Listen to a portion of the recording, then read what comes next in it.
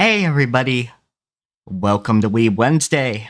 I'm Malleable Persona, and I am here with Kat as always. Hi, it's me, Cat. Yeah, I have. so I also have cats who are yelling at me right now. so obviously we're going to do our intros, but yeah, today we're going to be getting into Dawn to Dawn, because I did watch the first two episodes. It'll be Yeah, it's the good shit. it is Let's the good say. shit. Alright, so what have we been up to? The fuck all. Fuck all. We did get into Lunacid a bit. Oh yeah, that's true. That is true. I feel like I'm maybe like 2/5 through it, not quite halfway. Yeah, With not 7 hours, quite which is good. halfway. There Like, are some interesting references throughout, not just to FromSoft games. yeah. Uh, Like my genuine only complaint about it so far is that there are no bosses. yeah. Like, I have come across a couple mini bosses, but also I've noticed magic trivializes a lot. Yeah. It's either that or like backpedaling and slapping them in the dome with your weapon. Yeah, it's pretty much one of those two options, and I don't yeah, think I've ever had to block anything. And I still haven't died to anything but me leaping off a fucking cliff. I did die Like, once to the Abyss Demon, as I got that's fair, that blinded and motherfucker's couldn't see. fast. Yeah. There is a reference to a game I know you like and I've liked. Do you mind a slight item spoiler? Go ahead. There is a ring called Icardian Flight.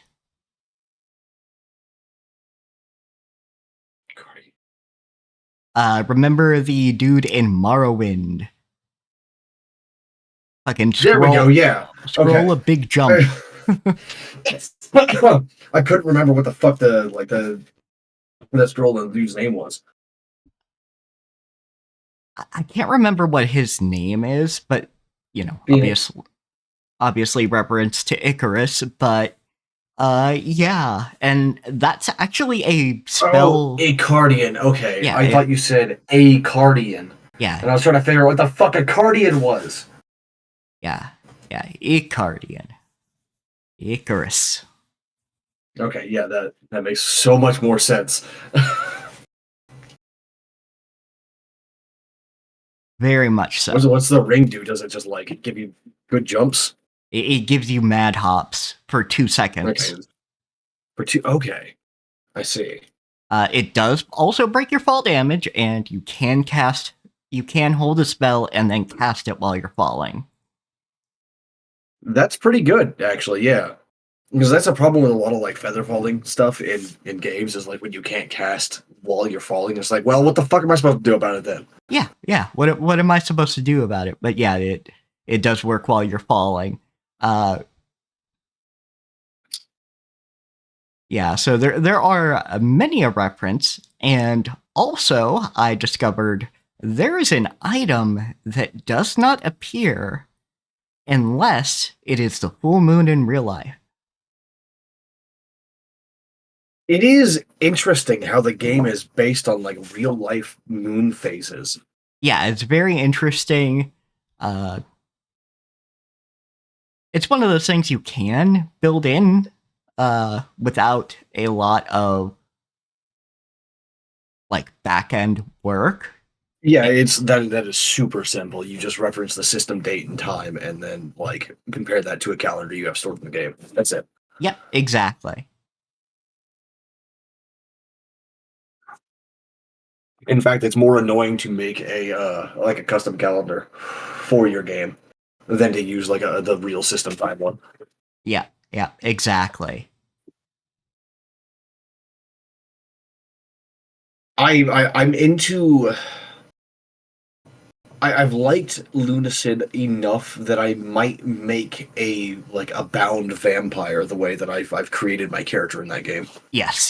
The vampirism is pretty fun from what I've seen from Cat's gameplay, because I did not choose vampire myself. Yeah, what did you choose? Which, Oh, right, yeah, you did tell me that. That's right. yeah. The only other one that I think has like some gameplay implications would probably be Undead. Like beyond Yeah, the beyond stats kind of thing. yeah, because like all of the classes have their own like resistances and everything, but and of course their starting equipment is different. Yeah, yeah, exactly. Uh, I think but yes, one of the I would items assume. m- that gives you a weapon that can actually deal with death. Uh, the necessary item doesn't appear until the full moon. So you could only kill death on the full moon. You can only get the item uh, to make the Well, I weapon to mean, deal yeah, with death. yeah. That's what I mean. Like you can only get the thing that lets you stab that motherfucker. Yeah. Interesting. I kind of want to go see what it is. Mm-hmm. Yeah, because yeah, it's in an area you haven't been to yet, and I haven't gotten the item because the next full moon is on like the 14th. Interesting. Okay. What date is the 14th? That's a Tuesday. Shit. I was gonna be like, I might stream that then. No, no, It's fine that's technically because Tuesday. yeah, it's fine because the item itself isn't particularly interesting. It's actually not too far in that it's not too far off from the area where you get it. It's not like in some hidden dungeon or anything. It's Damn. Because like death might be the only thing that I've run into that might be considered a boss, and I want to go stab it. yeah. Don't worry, you will be getting other mini bosses. Yeah, but mini boss isn't. Like the child of the lesbian vampires. Interesting. Okay. Yeah, that's the lord of the castle now. I might consider that a real boss and not a mid like a mini boss because that's like at the end of an area, right? Yeah. Or at Then least at again, like the climax of an area. like I said, I did get magic that trivialized it a lot.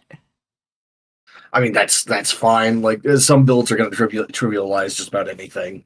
That Like that's fair. I don't need the boss fights to be challenging. I just need there to be boss fights. You know, Yeah. Yeah. I can So always up the difficulty myself if I need to. that's fair. That's fair. But yes, it does exist. Name, health bar, whole shebang. Excellent. Yes, that's what I'm looking for. It's just I I hope got that means an ice that there's spell a. that does a lot of damage per tick.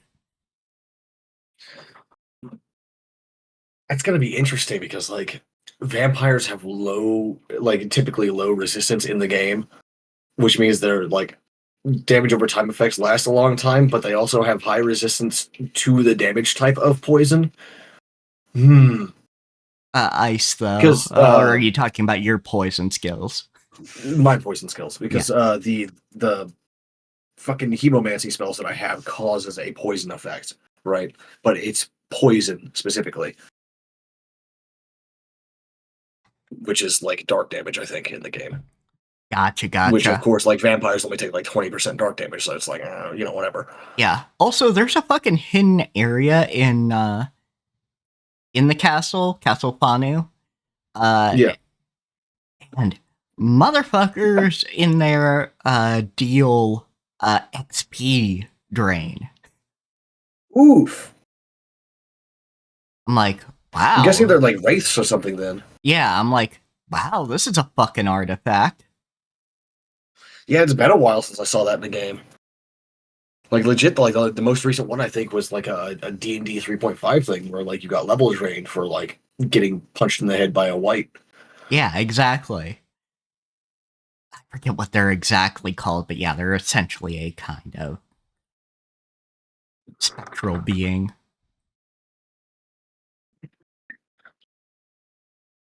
Interesting.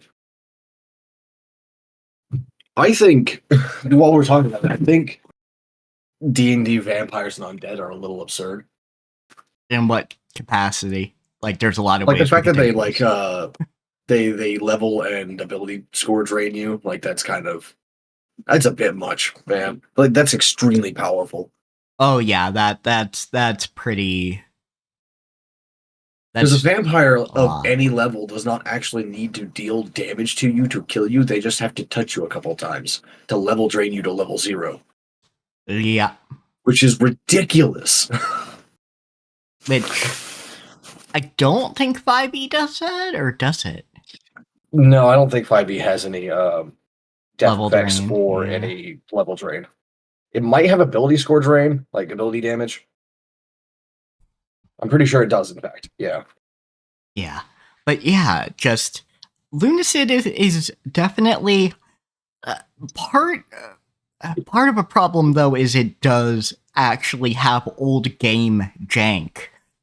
Beyond Yeah. beyond like controls, because like obviously it's meant to be evocative of those things and you can't evoke them necessarily without having some controller feel of jank. But specifically, I had a problem where I was trying to get the spells from oh gosh, why am I blanking on his name?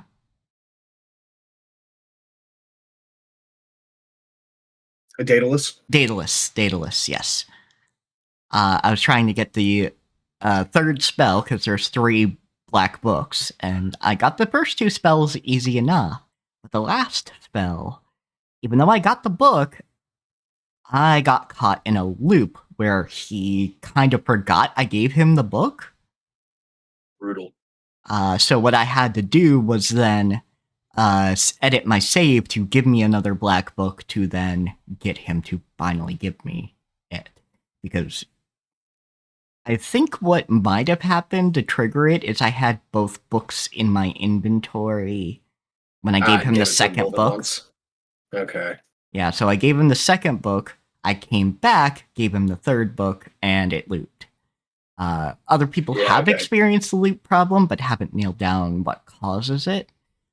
So dealt with that, but also I kind of had a panic attack because I I do that. I do all the things to edit the save, and then I go to Wind Rest or whatever it's called.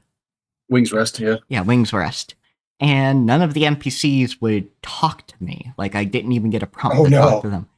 But as it turns out, that is another bug that can exist in the game. And what I had to do was uh, go back to anywhere outside of Wings Rest, empty my quick item slots, and then re-enter Wings Rest, and that seemed to fix it. And it did. Why would the quick item slots have any effect on that? I don't know. What the fuck? All I know is the quick item slots do like darken uh, when uh, when that bug occurs.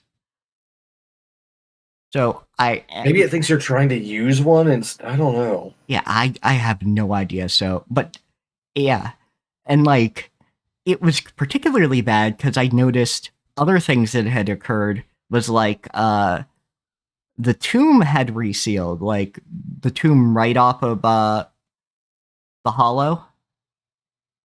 Yeah. It had like the tomb had reclosed, and that was also fixed by me emptying my quick slots. Yeah, like there's got to be like a Like, variable somewhere like that gets tripped by having something in your like in a specific slot at a certain time or something. I don't know. I don't know, but yeah, that fixed it. Put everything back into my quick slots. Game played as normal, and I continued on with the game.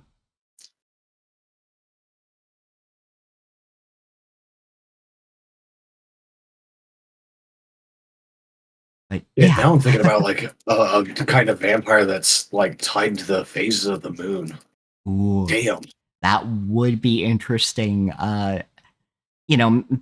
Basically like make a even more gangrel, Yeah. gangrel, but more. I'm feeling something like combined with the phases of the moon for like Lunacid type shit, and then like profaned sun from that one mod that I've got for Skyrim. Yeah, I get you there. I also want to get more juice out of the idea of like putting copper wire into the sky to absorb the sun. Because I do remember that description. Yeah, that as is well. really good. So, like, Lunacid has some incredible fucking world building.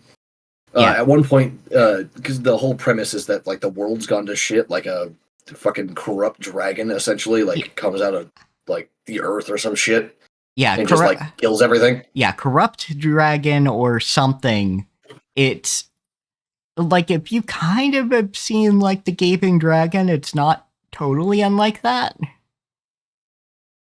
I would compare it more to like a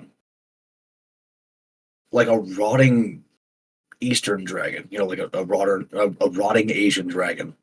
Yeah, it's just got these weird mouth flaps though.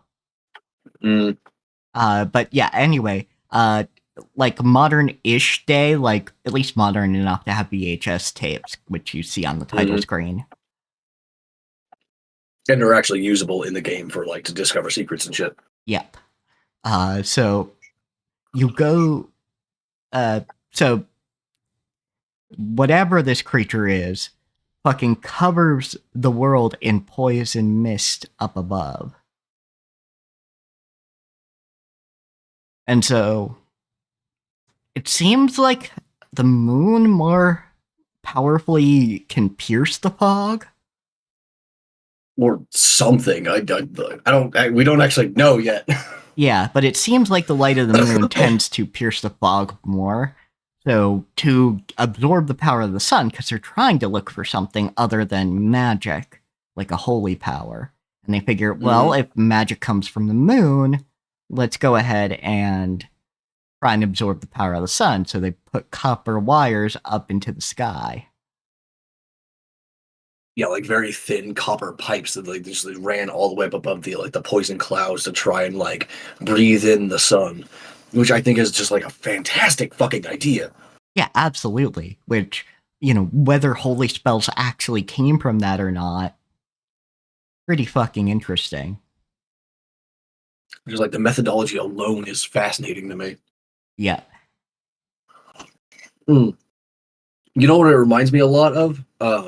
There's a YouTube channel that I follow where the dude's making his own fantasy setting. It's called Monster Garden, I believe. Yeah, Monster Garden, no spaces. And I've actually pulled a few different interesting things from this, not nearly as much as I could have. I just like, you know, cherry pick a couple like interesting things, like the towers from that setting I was working on for the albino mute mage. The sovereign that was albino and mute. The towers from that, I got some of the inspiration from Monster Garden, but like basically the part that reminds me of this is that mortals can't use mana on their own. They need to use like these weird fucking geometric patterns that they implant into themselves with like these little pipes sticking out and everything. Like it just gives me the same sort of vibe as that, right? Like just this really weird and bizarre methodology that like you normally would not think of outside of like this fucked up weird fantasy world. Yeah, this fucked up weird setting. Also fucking love, because I looked at Monster Garden and looked at the playlist, and the playlist name for having the episodes or whatever, the videos together, is just for that one guy who wants to listen to it while gaming. Yep. Which is like kind of me, but also not. Yeah. So I do listen to these things while I do other things, but I'm also like definitely taking notes on shit. Yeah, absolutely. I think this dude's like dwarves are particularly inspired. They're very rather than being mammalian, they're more insectoid, but they're also like clay, chitinous clay that's been carved and turned into like these jars. He actually has like fucking merch that is a dwarf as a like a cup with a jar cap and everything. It's fucking weird and I love it. I would never make my dwarves like this, but like they're It's so fucking cool. Yeah, it's so cool that someone else did. Yeah, I'm going to check that out for sure. I have that open in another tab so I can have that for later. I'll send you like a very short video of the dwarves. It's a figure update for like the actual merch. Um, it doesn't really explain much about the lore; it just gives you the visuals of them. That's what they look like when they're like sitting down. Oh wow, that is pretty fucking amazing. Mm-hmm. Like the design video for making the dwarves also was like just incredibly fascinating. Oh yeah, Because absolutely. this dude somehow managed to take the classic ideas of a dwarf and just like compress them into something so much fucking weirder. Yeah. Fuck.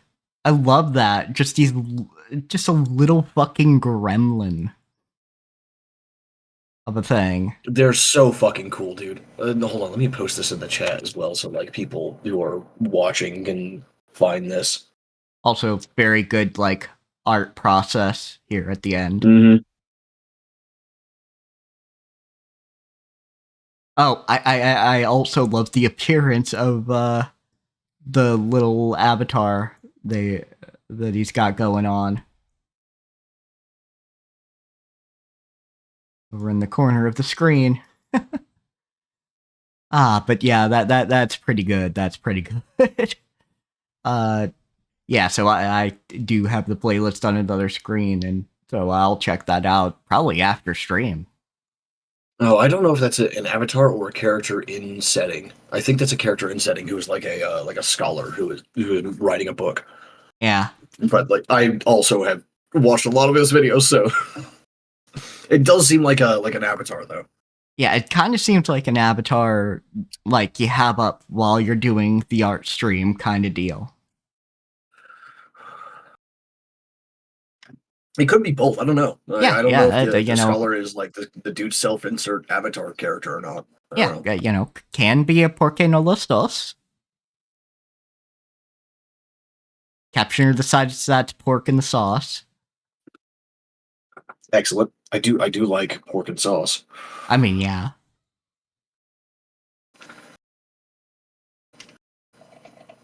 I will be very interested in what an individual like this does for a magic system, especially with a thumbnail of an open stomach.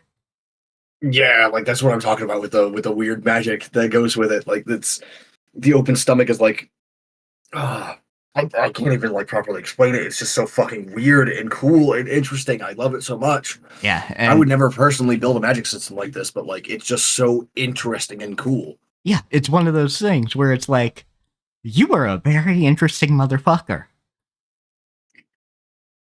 I would like to have your brain for a couple minutes just to like view the world through how you do. Yeah, absolutely. But yes, just a very weird world Lunacid is as well. It's one of those worlds where just about anything you could imagine can kind of exist without really bumping up against the setting. Because you have a little demon girl who's not actually a young girl anymore. I mean, she still seems pretty young to like our eyes, but yeah. But also, like, it's been a while since the monks that raised her have been around. It's true, yeah. Speaking of the fucking monks, they're fucking like they're extricating their minds bullshit is that fuck, dude. Oh yeah, absolutely. Like, I had to keep my mouth shut a little bit to not spoil it before you read the book that said, yeah, that hole in their face, that wasn't made externally. That was made internally as their brain came out of their head. You know, like their brains scoop themselves out of their skulls, and it's like, what? Yeah. And then you fucking see Migo. I'm not sure I like the design of the Migo in Lunacid, but that's because I might be spoiled by how Cataclysm Dark Days Ahead depicts them, Yeah, that's fair. which is much less blobby and far more alien. Oh, Right? speaking of Cataclysm Dark Days Ahead and those kind of ASCII Yes. games, Dwarf Fortress Adventure Mode has just come out of beta. Ooh, I might fucking have to. Yeah, after 13 years, Tarn Like Adams. it's finally like fucking feature complete and shit. Yeah, Dude, I am so ready. yeah, fucking Tarn Adams is built different.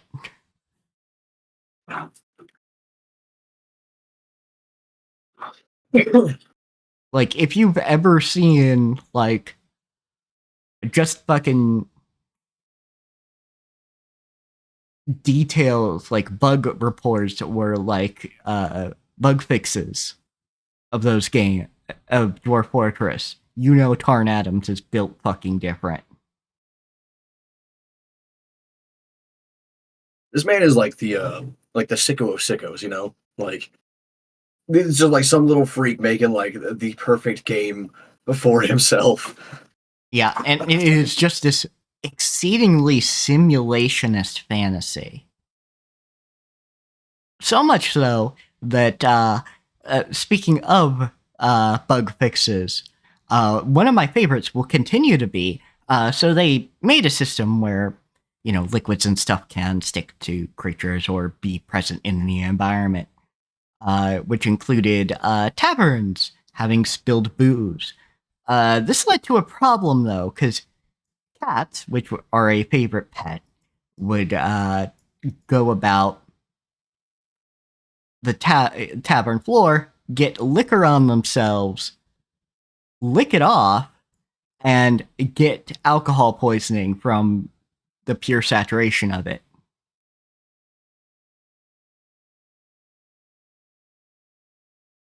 So that had to be adjusted. Yeah. A little bit.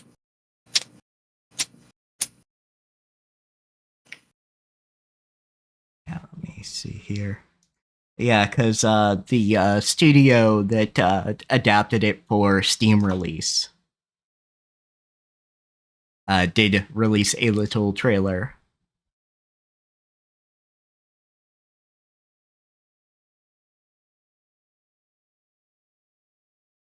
All right, let's see the shit.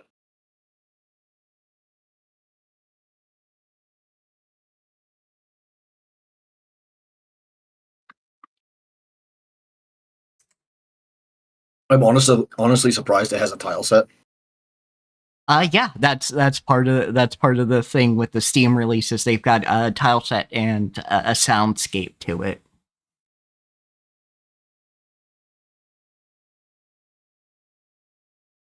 Launching out of beta on January 23rd.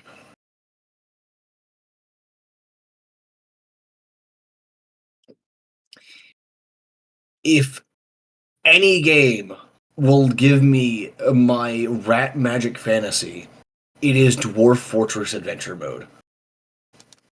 Yeah, Dwarf If there Fortress. is a single game on this earth that will do it, it is that. Yeah, Dwarf Fortress is a very, very interesting. You could just fascinate yourself just generating a world and then following just the lives of certain individuals. Yeah, which is that's one of the like big features for people who don't know of Dwarf Fortress is that it randomly generates like a whole ass like history Yeah, for your Tolkien-esque world. yeah, it has an age of myth that it starts in. Where gods walk the earth and shit like that, and you can just like follow the characters as they do things through their fucking like history lines, like the timeline of the game that you're going to later play in, presumably. Presumably. But yeah. Some other games have like very similar features, but like Dwarf Fortress, I think, was the actual first. Yeah, the actual first, and it's still one of the most detailed. Probably because like it's still being worked on in those other games. Like eventually, like they would said, okay, it's finished, we're done. Yeah, meanwhile, I don't think Tarn Adams is going to stop working on Dwarf Fortress. I'm not even sure if death will stop him. the man will be like sending missives from the afterlife, being like, "Hey, change this, Yeah, add this." yeah, just coding from the fucking afterlife. Here, I wrote a bunch of code. You'll have to transcribe it though. Just get a fucking Ouija board and hook it up to a computer.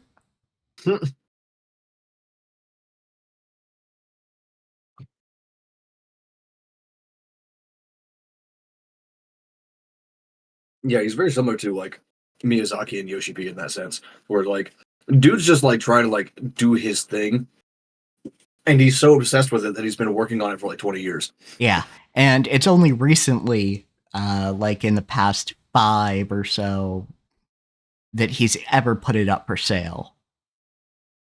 Beyond just, hey, you can donate to me.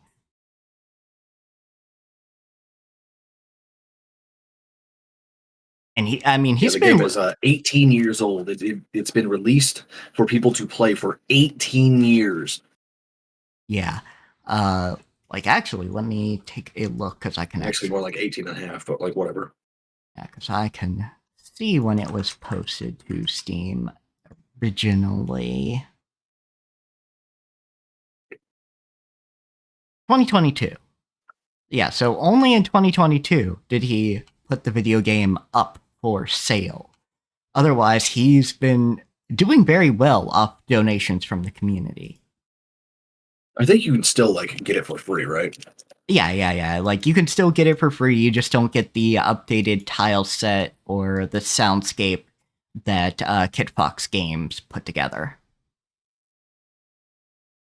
Yeah, because I'm pretty sure like you could just like load those in yourself though. It just takes some work. Yeah, it just takes some work, and It's the same thing as like with like Caves of Cud and everything else. Like you can get the game itself for free or like vastly discounted, but you get like the tile sets and the cool shit by paying for it. yeah, exactly. But you can just load them in yourself if you want to.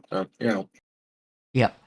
I don't know if it'd be the specific tile set necessarily, and probably the soundscape is unique to the Probably, yeah. software, but you still get the feature complete game. You still get updates. Well, I say feature complete, but you get everything that anybody Dwarf else Fortress does. will never be Dwarf Fortress will never be feature complete. Man will continue to add new features on his deathbed. Yeah, absolutely. Like, there is no stopping this man. I would not be surprised if he has a contingency in his will or some shit to make it open source or something after his death. Mm-hmm. Either that or his brother will work on it or something. I might actually consider Tarn Adams to be like the Tolkien of video games, not because of like his huge influence, but specifically because he just like he will work on this until he dies. Yeah, exactly. But yes, He has one singular project that he's going to work on for the rest of his fucking life. I can't imagine being like that, and like it's so fascinating to me that there are people like that. Yeah, like I could not settle on one project the way Tarn Adams has. And I'm sure Tarn Adams has a, like shit that he works on privately or things he thinks about. Mm-hmm. But like, as far as like this project, he's never really lost steam on it. Which is fucking fascinating to me. Yeah, absolutely. I mean, the closest I've got to that is Well of Souls, and like even that, like I put that on the back burner for like a year at a time sometimes.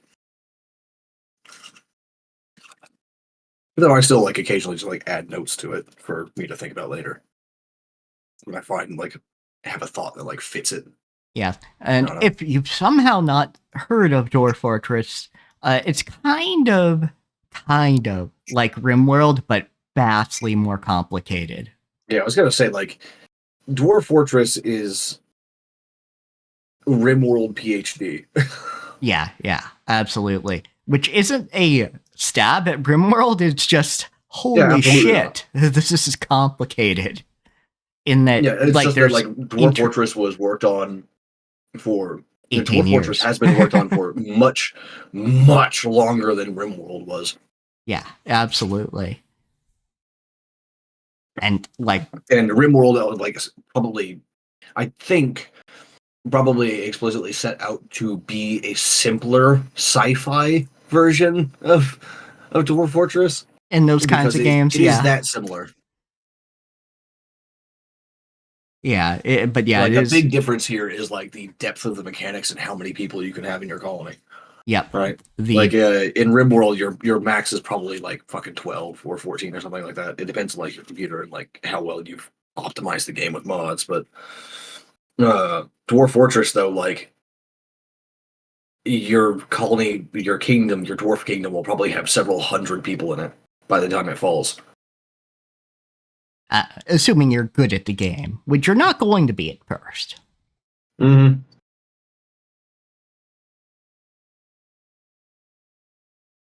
And like I guarantee you that your dwarf fortress will fall.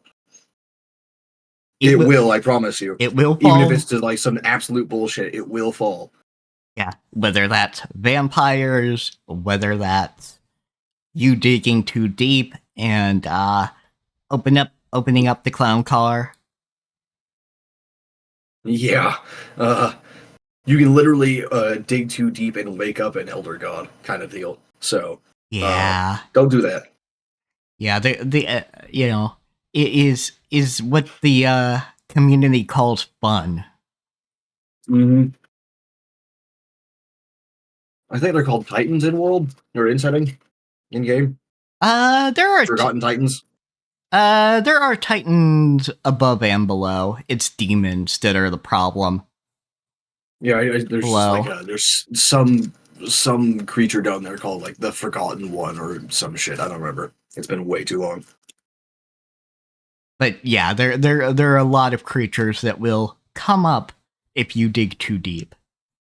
Because you've dug into hell, essentially. Mm-hmm.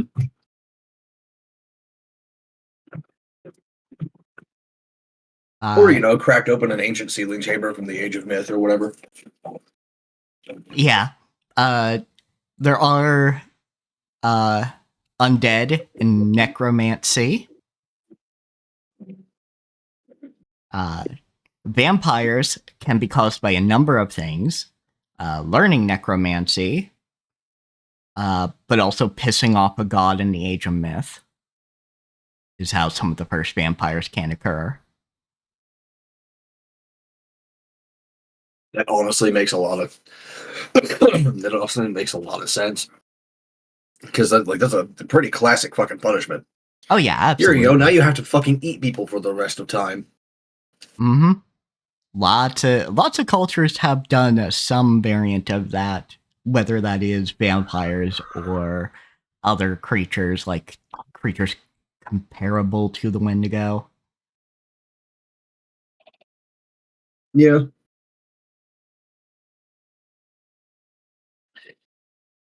Anyhow, what we're saying here is go play Lunacid, go play Dwarf Fortress, go watch Monster Garden. Yeah, go enjoy weird content, whether that's weird fantasy content, like we've been discussing, or weird sci-fi content, whatever. And It's been a while since I saw some like really weird sci-fi. that is true. Yeah, I need more weird sci-fi. Speaking of weird content, Fucking Don to Don, dude. fucking Don. It's weird urban fantasy. That's what it is. Yeah, It's fucking it's out there. it is a very out there urban fantasy. So, if you have yet to hear of the premise or anything, we'll start out simply. We have the intro main character, Momo. She has horrible taste in men. Absolute garbage. Absolute garbage. She's just very interested in this. She was interested in this guy because he looked like her celebrity crush. In Takamura. Which that's actually a good question. Who the fuck is Ken Takamura? He's like a fucking like an 80s or 90s action star kind of deal. Ah, Ken Or Takakura, Takakura. not Yeah, yeah, sorry. yeah, Ken Takakura. Yeah, which you know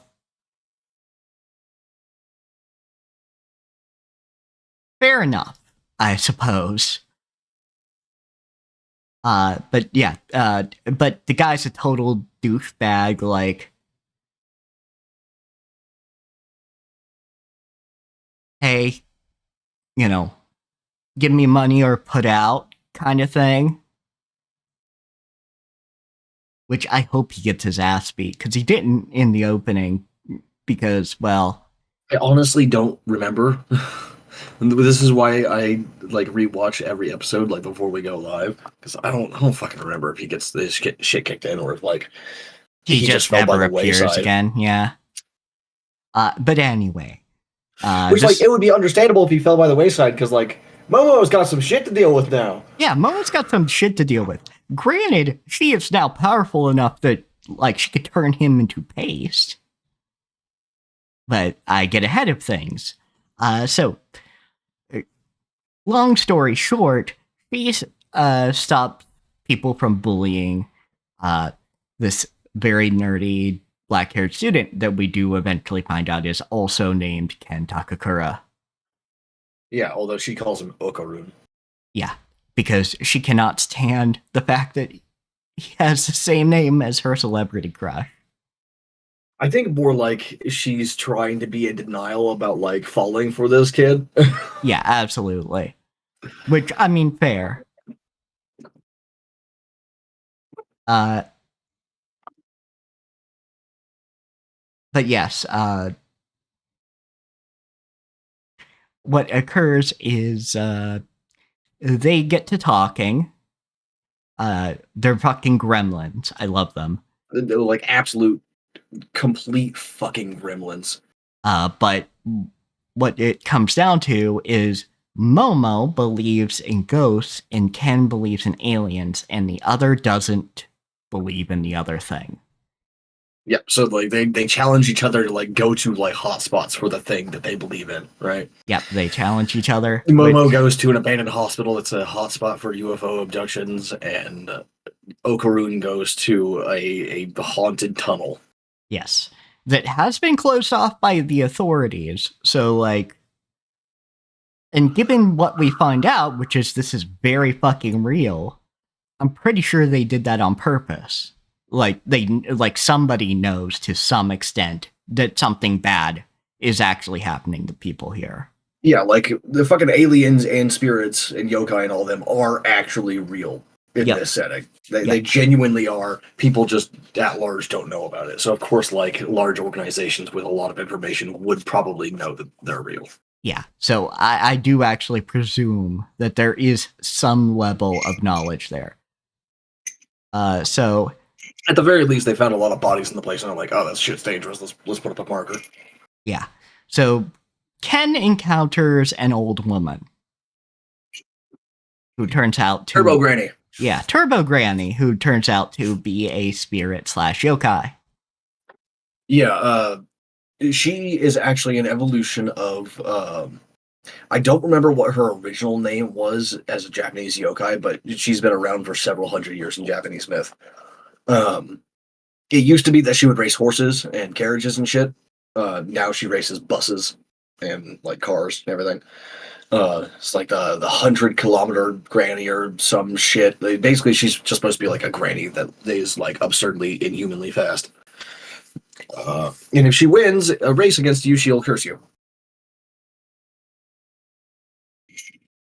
Like She that's the go ahead. she is also probably based on the mythical practice of Ubasute, which involved elderly women being abandoned in a remote and desolate place by younger family members in times of hardship to reduce the number of mouths to feed.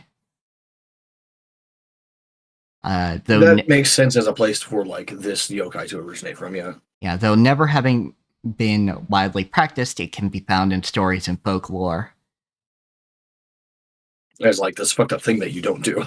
Yeah, and it can explain why uh, he acts so angry about Momo and Okarun, in particular, often complaining about their disrespect for the elderly.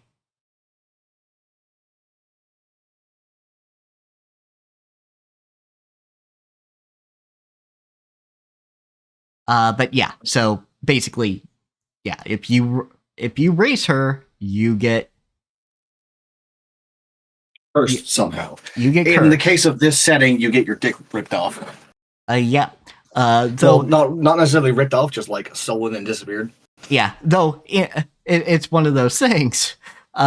We see the two extremes of that because I mean we do have the fact that yeah, Ken has Ken doll anatomy now, Poor bastard. or bastard. But He also motherfucker didn't even notice until later. yeah, which I mean Which, to fair. be fair, he was running for his fucking life, so like I get it. You know, a lot of shit happened between those moments. Yeah, and running for his life, a lot of shit happened. It's fine, I get it. Yeah, because also at about the same time as Ken encounters the Turbo Granny, Momo gets abducted. Yeah, by like Saprosians or some shit like that. I'm not well versed in like UFO occult shit. I know like folklore and supernatural creatures more than I know aliens. Yeah, Serpo, that's what it is. But yeah, encounters these aliens who are all male for some reason. Something happened to their species, and they become clones of each other, which removes genetic variation.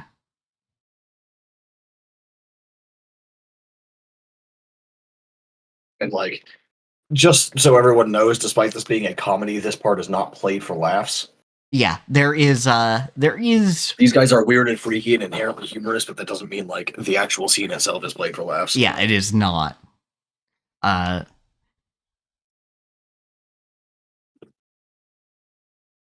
let's see.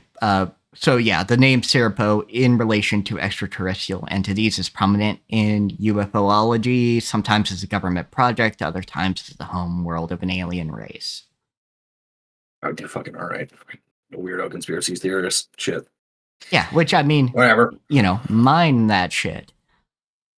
Oh yeah, absolutely mine it. Like there's no greater inspiration than a motherfucker who has wildly misinterpreted reality. Yeah.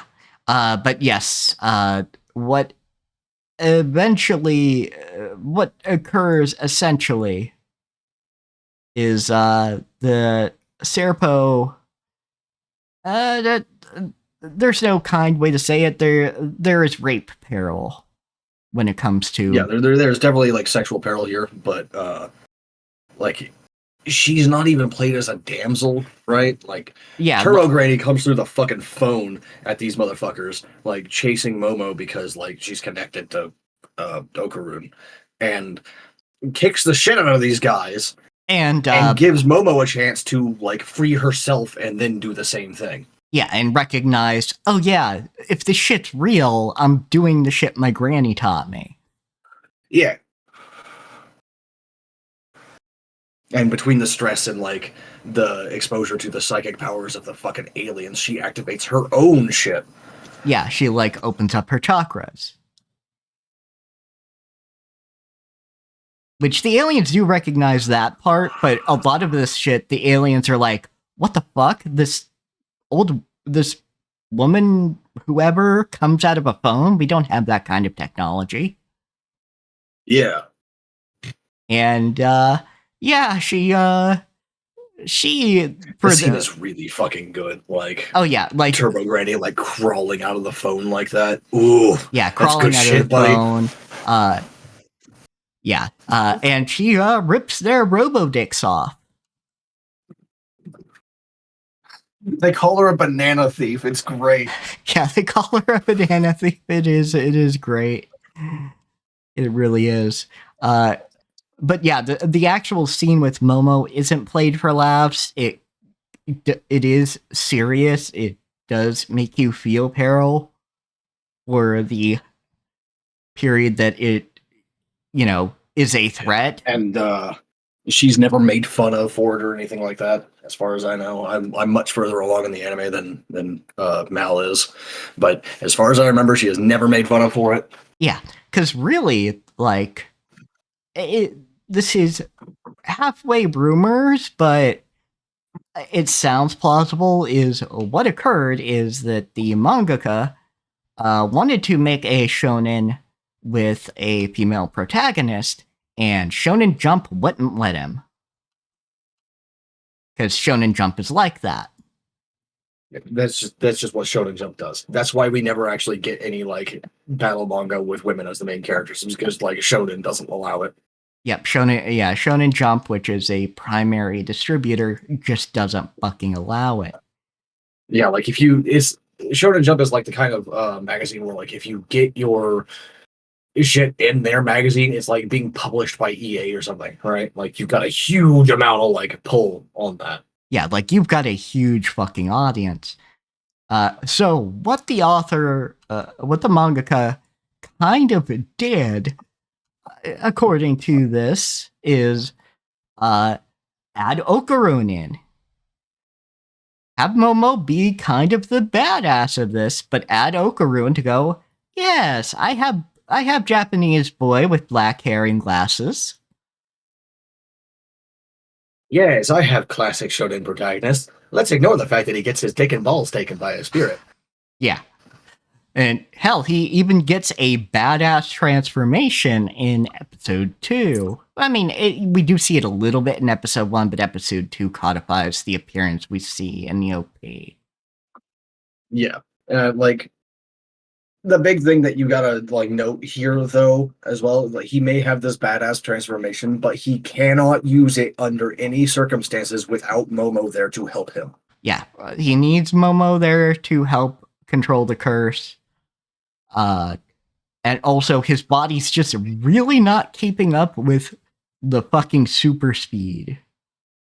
Which, fair fuck enough, humans weren't built to go that fast. Yeah, and like even with this badass transformation thing that he's got, Momo is still far and away more powerful than him. Yeah, exactly. And which isn't to say that Okarun is a bad character or anything, but you can feel why Momo is the primary battle part. Yeah, like fucking Okarun mostly serves as a distraction during fights, as far as I've been able to tell. Right, to let Momo get her shit in order to fight properly, because she doesn't have the insane speed of Okarun's fucking Turbo Granny bullshit curse. Yeah, absolutely. And I wasn't actually expecting Turbo Granny to last that long, but now it feels like Turbo Granny's going to be around for a long, long while. And this isn't spoilers, but it may recontextualize the OP for some people. Turbo Granny is in the OP.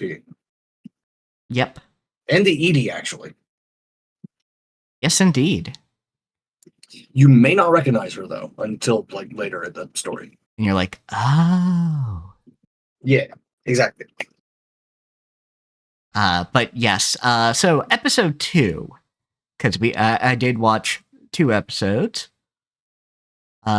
So yeah, Momo's like, well, fuck. Before we go on, like I did want to mention the like incredible fucking like set piece composition scene bit of like when Okarun says like quotes Ken Takakura, or not necessarily quoting, but just says one of the lines of "I'm an awkward fellow after all." Like sparks shoot out of the fucking UFO behind Momo, and then when he says his actual name, which is Ken Takakura, the UFO explodes behind her head. Yeah, absolutely. It's like, okay, yeah, I see what you're doing here, buddy. I understand.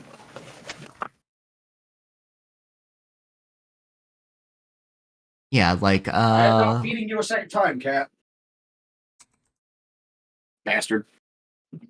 I got up to turn the fucking heater on, and the cat sprinted to the fucking food bowl like I'm gonna feed him, like, again, like 4 hours after I fed him last. Like, no, buddy.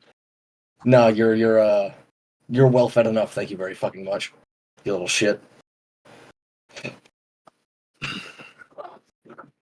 Goddamn cats.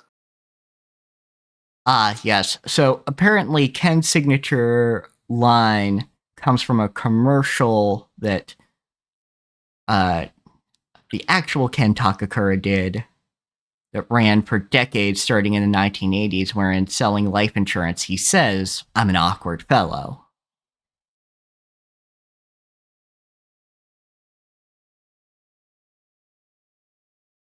It's kind of funny.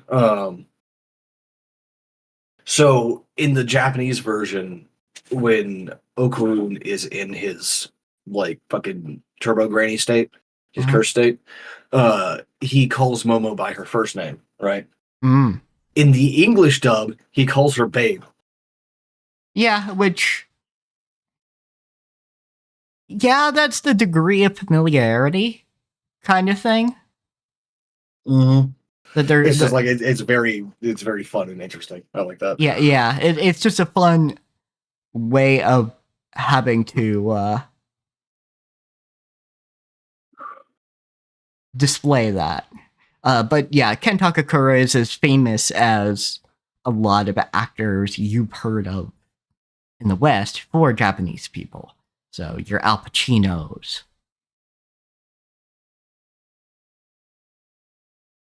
Fucking Ben Affleck's and shit, I guess. more or less, yeah. Yeah, just a famous classic actor. Uh, but yes, that scene is very good and a great way to end the first episode.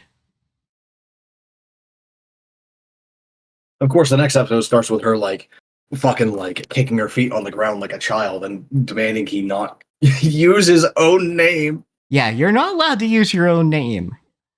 She doesn't say it, but it gives her the dokies. Yeah, so that's when his nickname Okarun comes into play. Yeah. And of course, he's happy about having a nickname at all, but Yeah, he's also like a bit put out that he can't use his own fucking name. yeah, he's just happy to have a friend and all that. And yeah, these two continue to be fucking gremlins. But Momo's like, hey, yeah, you should probably come with me to be around my grandma because she can probably figure out some of the shit with you. But when Ken tries to cross the threshold, because keep in mind, Momo's grandma's a spirit medium. Yeah, the ward activates, of course, because like he's carrying an evil spirit in him. Yeah, and he catches on fire. So, of course, she has to chuck him in a river. Uh, Also, I will say I appreciate that while they are gremlins, they do have grounded parts of them. Like, the reason that Momo believed in spirits before she actually saw one is because her grandma's a spirit medium and she had tension with her family at first because they got made fun of. Yeah, and she just loves her grandmother so fucking much that she's like, yeah, I'll believe it even if I haven't seen it. Yeah. And meanwhile, Ken is so lonely that he wanted to believe in something where he could meet somebody that might be interested in him and him be interested in them. Yeah, for as like weird and gremlin-y and absolutely off the wall this show is, it's still very grounded in terms of like character motivation and like character backstory and shit, right? Yeah, absolutely. And yeah, it's Which is the secret sauce to making urban fantasy relatable. yeah, which Don't make your main characters like half angels or whatever and have that background. Fuck that. yeah, which it's unfortunate the first aliens he gets to meet are the fucking Serpo.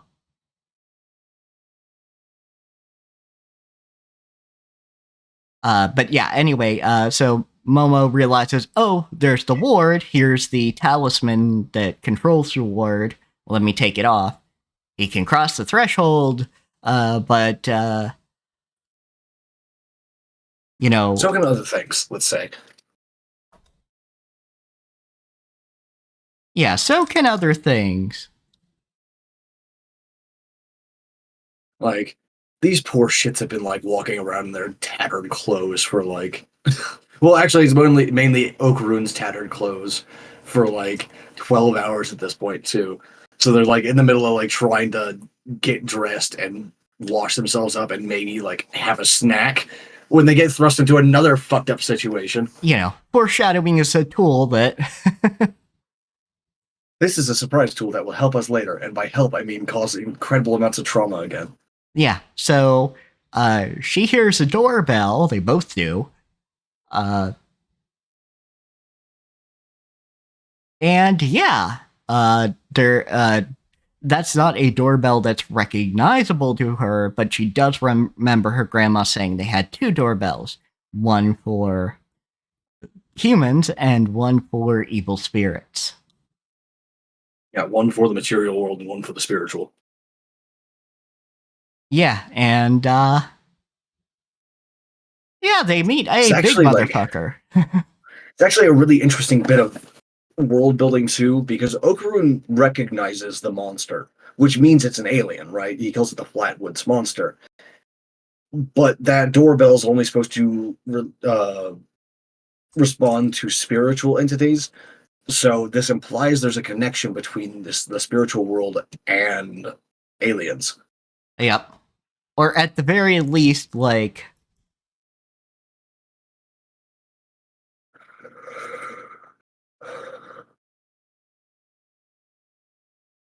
Yes. yeah, at least like, it comes off as a creature like that. It's interesting too because like the Flatwoods monster spits out some black fog, which this is also how I've always seen Yoki, the energy of yokai display like depicted. It's always been like this weird black and white fog that makes things look like they're in negative, right? Yeah, absolutely. It's like one day I want to find out why the Japanese continually depict Yoki like that. I want to know. Yeah, the Flatwoods monster is a famous incident of a alleged alien encounter reported in West Virginia, USA in the 1950s. The entity's distinctive hooded appearance caused it to become popular representation of extraterrestrials in Japanese culture.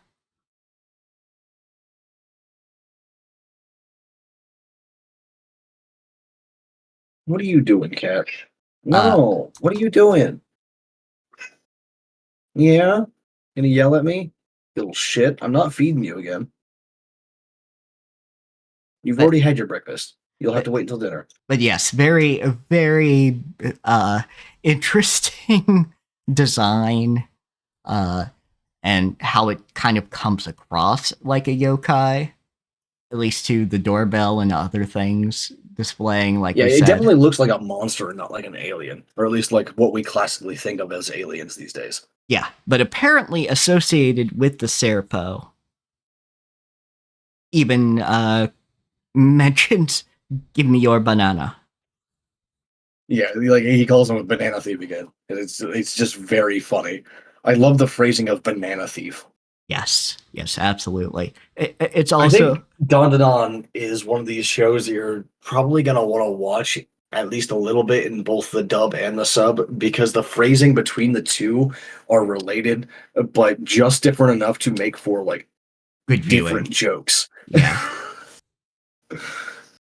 yeah. It Because is. like instead of calling it a weenie like Turbo Granny does in Japanese, she says dong. So it's, I'll let you suckle my teats if you let me gobble your dong. It's fucking Yeah. fuck, dude. Oh god.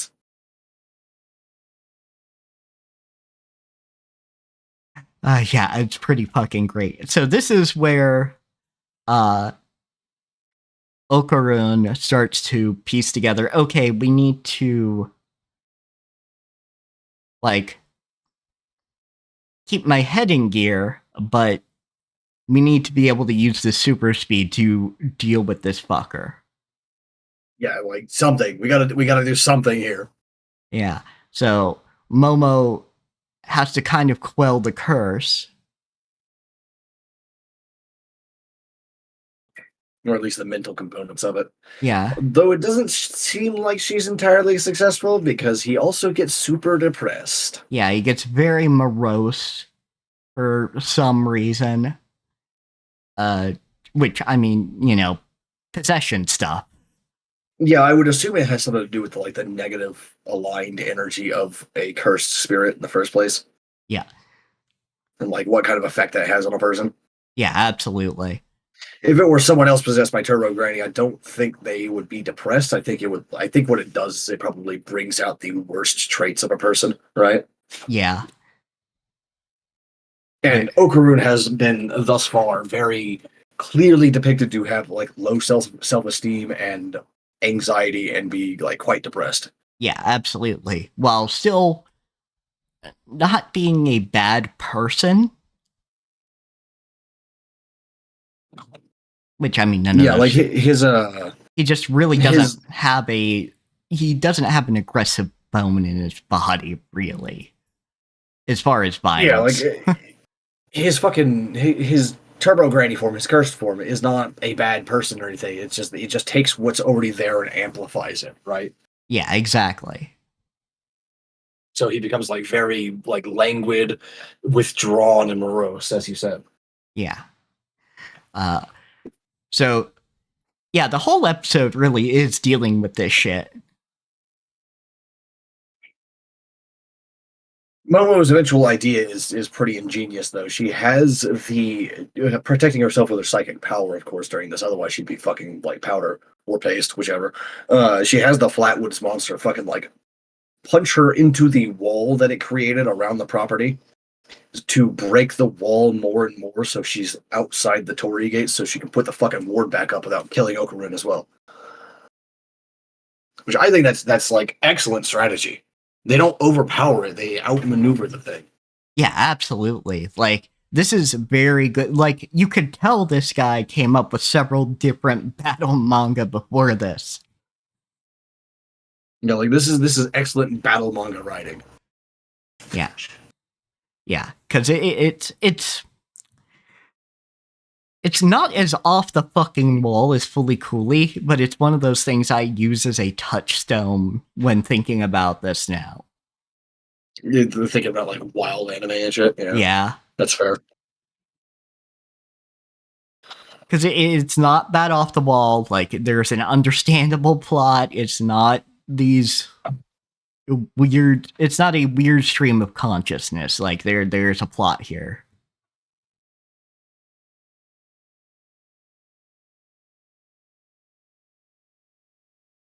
And there's not really. I honestly think jokes. that this is going to be. I think this is going to be one of the best anime of the decade. Oh yeah, absolutely. I can already kind of tell that because it does have it's not really something I can convey with words, but just the fact of these two characters are fucking distinct little fucking gremlins. But they do have such good fucking chemistry too. They are absolutely perfect two members of a cast together. You want to watch them. Yeah, this is one of those, it's not a situation of put boy and girl together, boy and girl in relationship now, or, boy and girl like each other now. You see, these two will bicker and conversate and play off of each other's energy. And they do like each other, but not immediately. They do absolutely fucking hate each other at first. Yeah, it's one of those that only lasts 5 minutes, but it happens. Yeah, because Get your butt ass out of my chat. Fuck you. Yeah, because to kind of go back to episode 1, Ken misunderstands the fact that she sat down and talked to him to stop the bullies as her liking him. So that's him jumping to a bunch of fucking conclusions because, well, he's a socially awkward individual without any friends. I don't know their names. I don't even know if they've been named in the anime yet, as far as I've seen. But I love her Gyaru friends. Oh yeah, her Gyaru friends are Like, great. absolutely adore those two. They're so fucking funny. Yeah, they're good peanut gallery.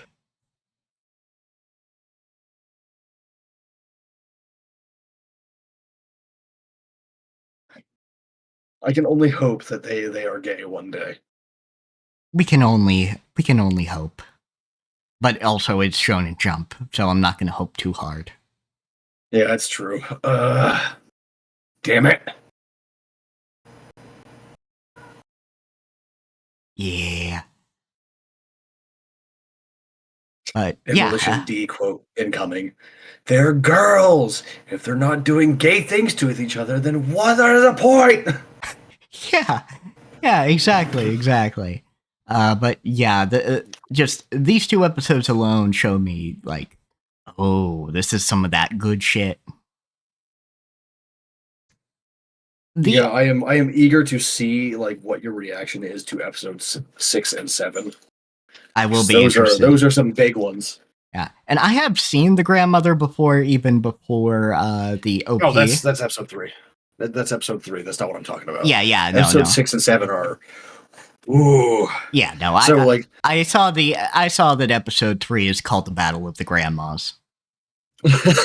yeah. But like this is one of those anime that like they has it all. It's got good animation, fluid action, extremely good composition, great character chemistry, great character writing, great plot line, great world building, Great and like it'll comedy make and you just yeah. great comedy, and like it will crunch your heart into paste sometimes. Yeah, it is real good shit.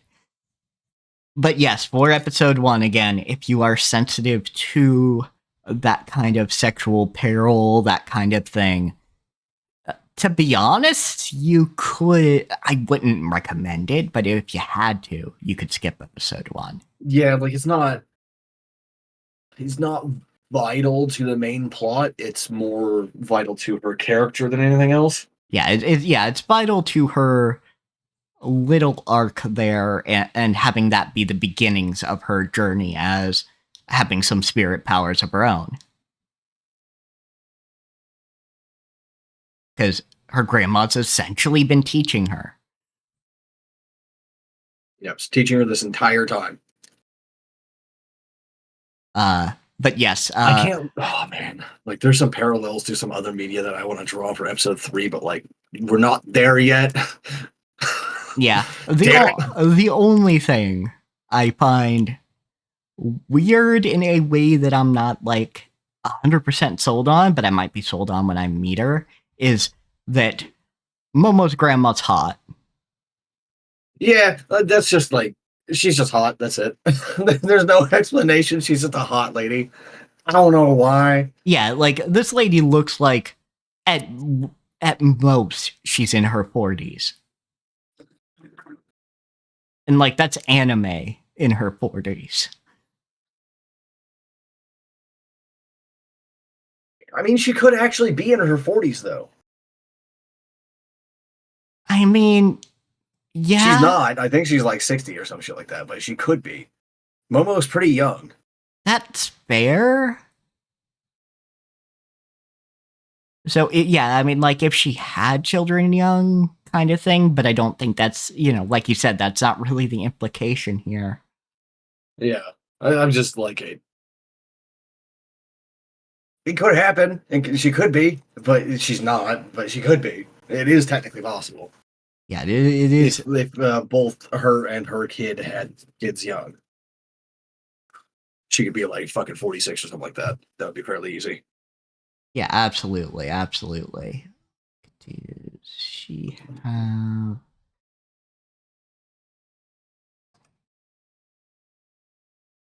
No, she does not have an official age.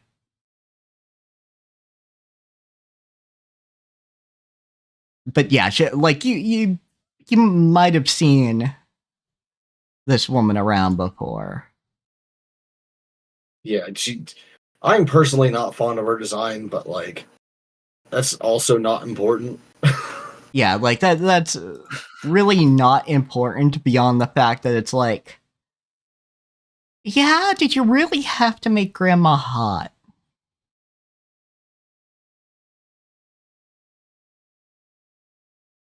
but it's not a detractor from anything I've heard from anybody else. It's just Yeah, it's just a little weird. That's all it is. yeah, it's just a little weird, and I'm not entirely sold on it being a thing. Yeah, there might be an explanation later on in the anime or the manga that I just haven't gotten to yet. I don't know. Yeah, which But I mean, it is weird so far. Yeah, like I don't need an explanation per se. It's just I'm not sold on her design. Honestly, Period. the part about her design that I don't like isn't even that she's hot. It's her hair. I don't like her hair. Yeah, yeah, That looks so fucking stupid. yeah. Her hair is stupid. Granted, I think that's like a I don't know. I don't think that's a cultural hairstyle for like shrine maidens and spirit mediums in Japan. I don't know. I've never seen anything like that before in like all my studying. Of course, I'm not an expert, but like still.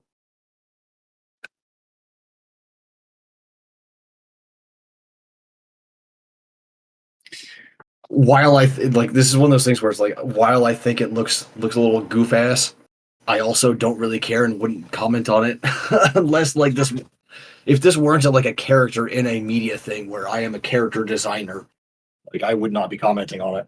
Yeah, yeah. Like no, I would not comment on it if it was a real person kind of thing. Actually, from like a character design standpoint, I adore Momo's hairstyle. It is gorgeous. That is perfect. Oh yeah, I Momo's love that hairstyle. asymmetry. It's beautiful. Yeah, Momo's hairstyle is great. Of course, Okarin's is just like some shit like stuck on the top of his head. But that's also not his fault. He did use to comb it. I promise. It's just that like the curse transformations kind of fuck him up a little bit. Yeah, absolutely. And like and it is worth knowing that her name is Starchild. Momo? Selko. Oh yeah, that. Thought you were talking about Momo there. I was like, what the fuck? Yeah, yeah, no. That's not what that means. Pretty sure that's a peach. Yeah, Momo's speech.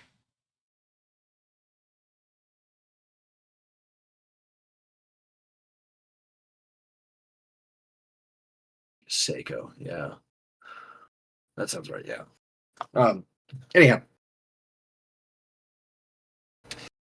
We haven't actually met Momo's grandma yet. We've seen her in some flashbacks, when she didn't have her dumb hair. But like mostly the only real characters we know are Momo and Okarun, and then like the Peanut Gallery Garu.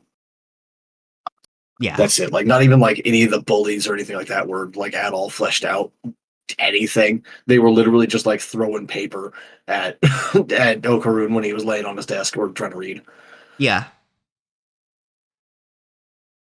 Like they barely even had dialogue. It was just like background chatter of them being dickbags. But like, so the only characters we have any like actual characterization of are the two main cast and then the two Yaru. Yep, exactly. Which I'm sure we'll see more characters as we go, but it is some interesting shit. Yeah, like the Yaru continue, as far as I remember, to be the perfect peanut gallery. I love them so much. Yeah, I am definitely looking forward to more. Just don't fucking binge it so I don't have to watch 5 episodes in a single day, alright? All right. I think the other thing that does throw me off with Selko's design is the fact that she constantly has a cigarette in her mouth.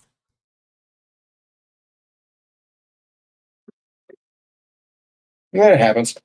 I mean, yeah, it does happen, but you can just kind of tell it's a character thing more than something somebody in the real world would. It's hard to explain, but just the way she I constantly. don't know, like people did used to smoke like way more, even more than I do. So Oh yeah, I don't know. no. I've had chain smokers in my family. I don't know. It just, at least for me, it stands out in a way that I'm like, But it's also because I did grow up with smokers, and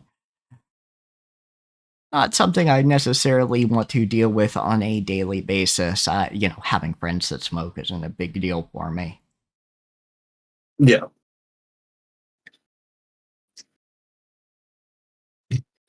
Uh, Brain. So, the other day, Cappy asked me about like having like a sidebar on these things for them to listen to about medieval arms and armor for me to just like be a sicko for like 10 minutes about them. Oh, please do, please do. Yeah. Especially since it is a request from the Cappy. Yeah. Thank you for the shout out. I was literally about to ask you for that. Here is Cappy's fucking card link. There you go. Go check out Cappy. Cappy is amazing. Cappy did like the character art for what you see on my end and the designs for Mal's end. Yep, the designs here.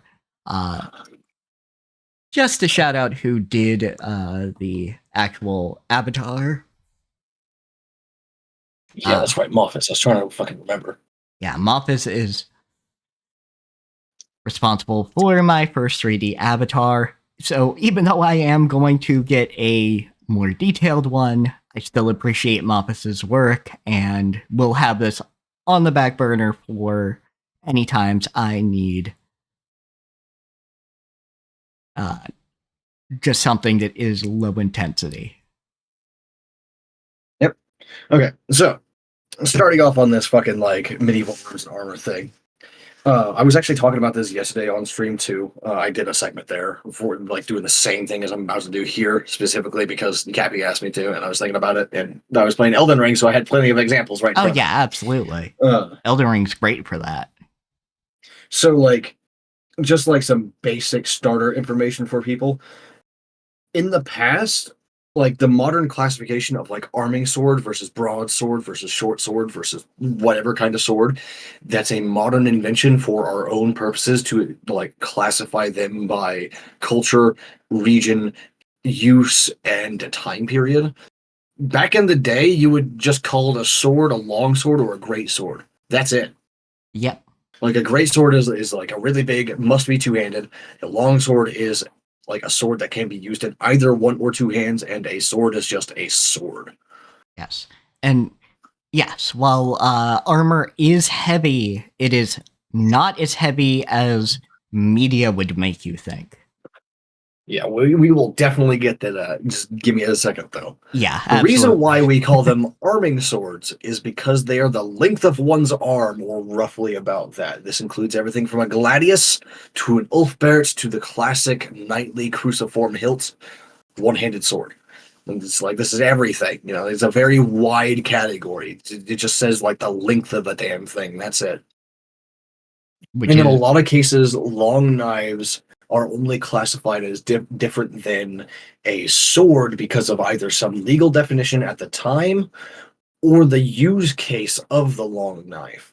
Like a seax is still like a battle long knife, but you would also use it for traditional knife things as well, which makes it somewhat distinct from an actual sword, no matter the construction of the thing.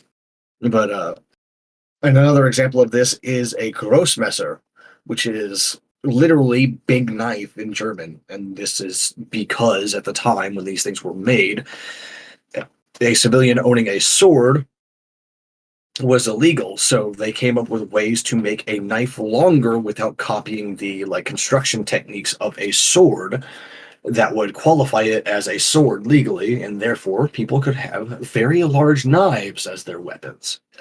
Yep, and that's happened in various different cultures, including Japan. Also had similar things with like the Tonto and things. Brain, where was I going with that? To repeat a little bit what I said yesterday about Grossmessers, it's actually kind of fucked up because Grossmessers were so good that poorer soldiers would prefer them over a sword. Like they were still good enough to be used on the battlefield, which is hilarious to me. That is pretty great. I honestly like a Grossmesser is like still one of my favorite types of sword. Yeah, in fact, I just genuinely enjoy them a lot. Maybe grab an image for me and the audience, because I've never heard of these things before, actually. I guarantee you have, and you just don't remember. They're actually quite famous. It's just like knowing what they look like and connecting it to the name kind of deal. So give me a second. Yeah. Sometimes they are just called messers. Sometimes they're called Kriegsmessers. Uh, there Yeah. is actually a variant in Elden Ring, but it's not actually a messer in Elden Ring. It's more like a scimitar or a saber or a thick blade saber in Elden Ring. Uh, but Elden Ring and like Miyazaki in general do that a lot. Let me find a very good, clear image of a messer. It's a 3D model. I mean, that'll work, but that's not quite what I'm looking for.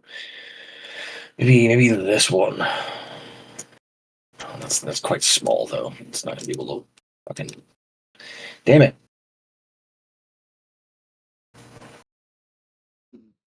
Okay, this is also a 3D model, but it's still quite a good 3D model of one. So pull that up. I'm gonna show it on screen. So just give me a second to fucking like capture my main monitor. There we go. This is what they look like. Yeah, and then just copy and paste the image for me. Yeah, just give me 1 second. And I'll pull this shit up. Copy image. Okay. Ember, I'm gonna fucking throw you into the sun. So yeah, this is a messer, a Kriegsmesser, a Grossmesser, whatever the fuck you want to call it. There's no real difference between all of those terms. We could apply it and say a Kriegsmesser is a two-handed messer and a Grossmesser is a fucking one-handed messer, but it doesn't matter. They didn't distinguish between it, and I don't think we should either. It's kind of pointless. They're all just the same construction, whether it's just bigger or smaller. That's it. Yeah. So you can see that like there's a cruciform hilt here with the quillions, and then there's also what's called a nail right here. This part that curves over the hand and creates like a half hand guard is called a nail. But you can see how these swords were actually meant to be used by people who don't actually know much about what they're doing, because the hilt itself is not round. It's more like a rectangle with rounded edges, so you don't cut your hands on it. And then there's the divot in the middle where it's just like this is where you put your fingers. Your fingers will naturally slide into this to create this sort of like rectangular shape in your palm that'll fit very easily, so you can have proper edge alignment without worrying too much about it and not having a lot of training. This is also the same reason, by the way, that katanas have an oblong hilt like that as well. That's to make it easier to manage the edge alignment. This is particularly important for katanas because of the differential tempering on it. Makes it so the edge is more brittle than like it normally would be, but it has to be like that. Otherwise, it wouldn't hold the edge because the iron was shit. There's a whole bunch of reasons why it goes into that, but basically, like it's to help you keep your edge aligned with the way you're swinging. A lot of European swords don't have this because we had relatively good iron deposits.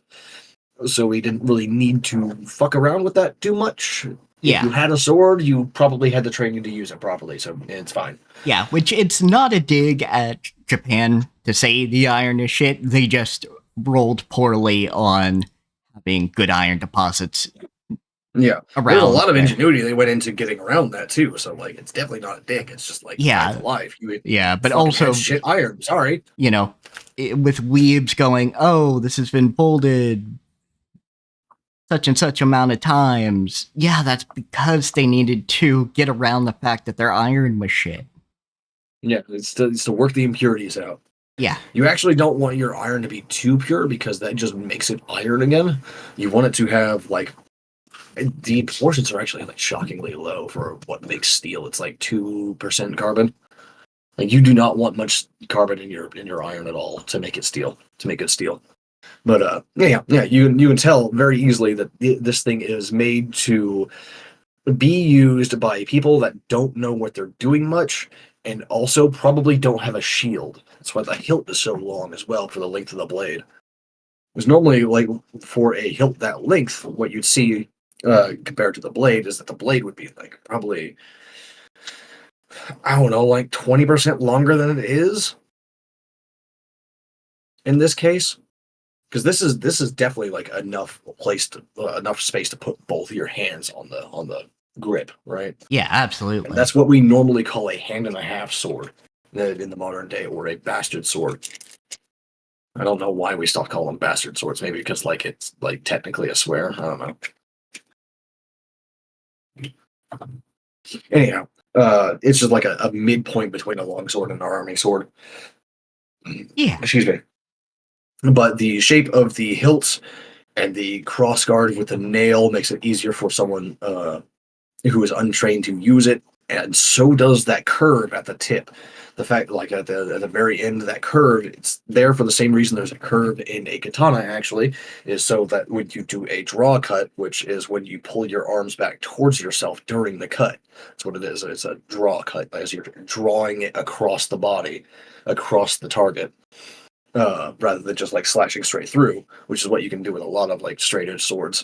Um, this allows more edge contact during the curve, during the draw cut motion, to cut deeper and bite more easily into flesh and like cotton and all that, and linen. And since we are now speaking of that, let me speak on armor. A gambeson is armor. I don't care what fantasy has told you. I don't care what fiction has told you. A gambeson is armor. It may be made of linen or cloth or whatever the fuck. It may be like what people call like padded armor or what have you, but it is actual armor and it is good at its job. It can and will stop longbow arrows from the right distance with the right tips. Like a standard longbow arrow from the right distance will be stopped by a gambeson if it's not like on a seam or something like that. This is good, effective armor. It's like 50 layers of like linen or what have you, compressed and then quilted together. Yeah. Like, it's good shit. Imagine trying to cut through like fucking 30 blankets at once. Yeah, it's comparable to Kevlar in that it was the best they could do while not, compromising on maneuverability. Yeah, it's super cheap to make. It's super easy to get. It's because like linen is extremely cheap, and you can like just layer a whole bunch of it together and stitch it together, and then there you go. You've got some armor, or at least some very basic stuff. Of course, this isn't going to do shit against a longsword or a fucking hammer of any kind or a poleaxe. No, fucking that shit will tear straight through. And even if it doesn't, it'll shatter bones underneath. It doesn't matter. That's why we even like started coming up with shit like fucking mail and plate. Let's see. Let me find a good picture of a Gambeson. Gambeson, show me.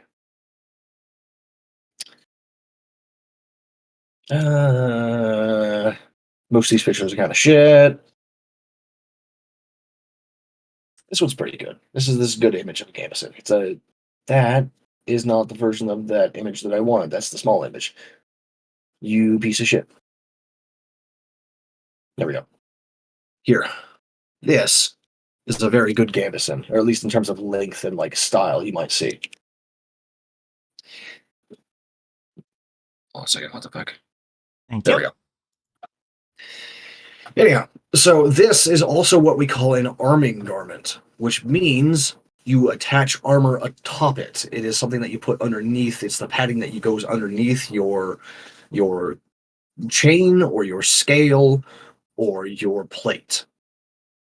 And actually, the first things that you would do as a soldier, if you were buying your own equipment, whether you're a mercenary or a levy that just wanted better than the fucking spear they thrust into your hands, you would go buy your weapon and probably a sidearm since you're a levy and you probably just like have a spear from it being issued to you. You would go get a helmet and then you would get a gambeson. And after that, you would prioritize like boots and shit like that for like easier marching. But that's all you actually needed to have like a decent chance of survival. Not good, don't get me wrong. I said decent. So your helmet would be probably some kind of like kettle hat or a skull cap, maybe, and it would be made of metal. It would not be a leather cap. Leather caps are an arming cap. It is the same thing as a gambeson, but you put it underneath your helmet to make the helmet sit on your head easier and not bother you during the march, and to give you a little bit of padding in case you get like dunked in the skull. So, believe me, you do not want your bell rung. Yeah. That's what that means. It's like getting hit in the helmet, in your helmet, and having the helmet like jitter on your head and fuck you up. It's not actually about like getting punched in the face by a boxer or anything like that. Although it also applies there. Yeah. It's The just etymology might be wrong on that. Don't quote me. I'm not 100% on that. Doesn't matter. You don't want your bell rung anyway. This shit sucks. Yeah. Yeah, absolutely. But of course, as you survived your campaign and you became more and more veteran, what you would eventually do is you would start buying bits of chain to go over, like you'd buy like a chain shirt or a chain hauberk to go on top of your gambeson here. The gambeson serves a double purpose here. It's both like triple purpose actually. It's armor, it's padding for a more armor, and it also keeps you warm during the cold nights on watch and shit like that. Because like, guess what? The world used to be colder. Indeed, you do. I don't know what else to tell you about that one. We didn't used to have climate change back in the 1200s, and also like heating supplies and shit. Like we just had fire. That's it. So like to keep yourself warm on the march, especially during like northern European fucking foggy ass mist covered winters, like you would definitely want some shit like this. You'd want a thick like linen coat. Uh, and then you'd put your chain over top to give you like better protection against like cutting blows and like some more stuff in between. But chain is still vulnerable to arrows, so you might want to also start getting a shield too. Get yourself like a big decent like maybe like a knee to shoulder sized shield. Like what kind depends on where or what like era you're in, what region you're in. You might have as a Roman legionary, you might have a scutum or some other kind of like large tower shield like that. If you're Greek, you'd probably have a haplon. At least I think that's what they're called. I might be wrong on that. 1 second. Haplon.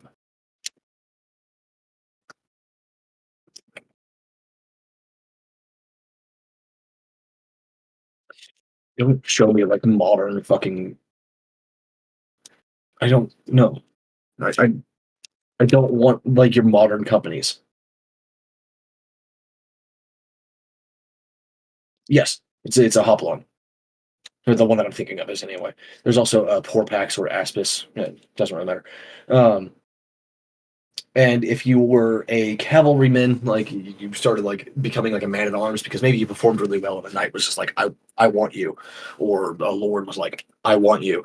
You might start getting a like a kite shield for having on horseback, which will cover your upper body and also be a little bit more maneuverable as it like tapers down to cover your legs, but still like not bother your horse. And then on top of that, eventually, once you started making the real bucks, you would start getting like a steel breastplate, steel gauntlets and shit like that. Now, if you were a noble who was going to the battlefield, instead, what you would do is you would commission an entire suit of armor all at once, so each of the pieces would be built to serve each other. That means you would not be wearing a full suit of chain underneath the plate, but rather your arming garments, your gambeson and your arming pants and your arming cap and all that, would have chain covering the places where the plate wouldn't. Because once you have plate, you don't need chain. The only parts that you need the chain for are the flexible bits, like your elbow, your underarm, the back of your knee, like that kind of thing. This all like a full suit of plate armor that you compiled piecemeal over time will be far heavier than a full suit of plate armor that you got all at once because of this. And it's not about the actual plate, it's about the stuff that you're wearing underneath it and whether or not that stuff is actually purpose built to be a plate harness. The only exceptions to this I could probably think of would be like maybe like barons and freshly ennobled knights might have trouble getting a full suit all at once. And you might think that, they're nobles. That means they have a fuckload of money. It's not necessarily true. A lot of nobles would have secondary sources of income, but a baron might need a secondary source of income, depending on the region that they're in, like the prosperity of their holdings, of their barony. So if that baron doesn't have, like, say, a silver or iron mine or whatever in their barony, then they're probably going to be buying their armor piecemeal over time, like a more commoner soldier might, or a merchant soldier might. You know.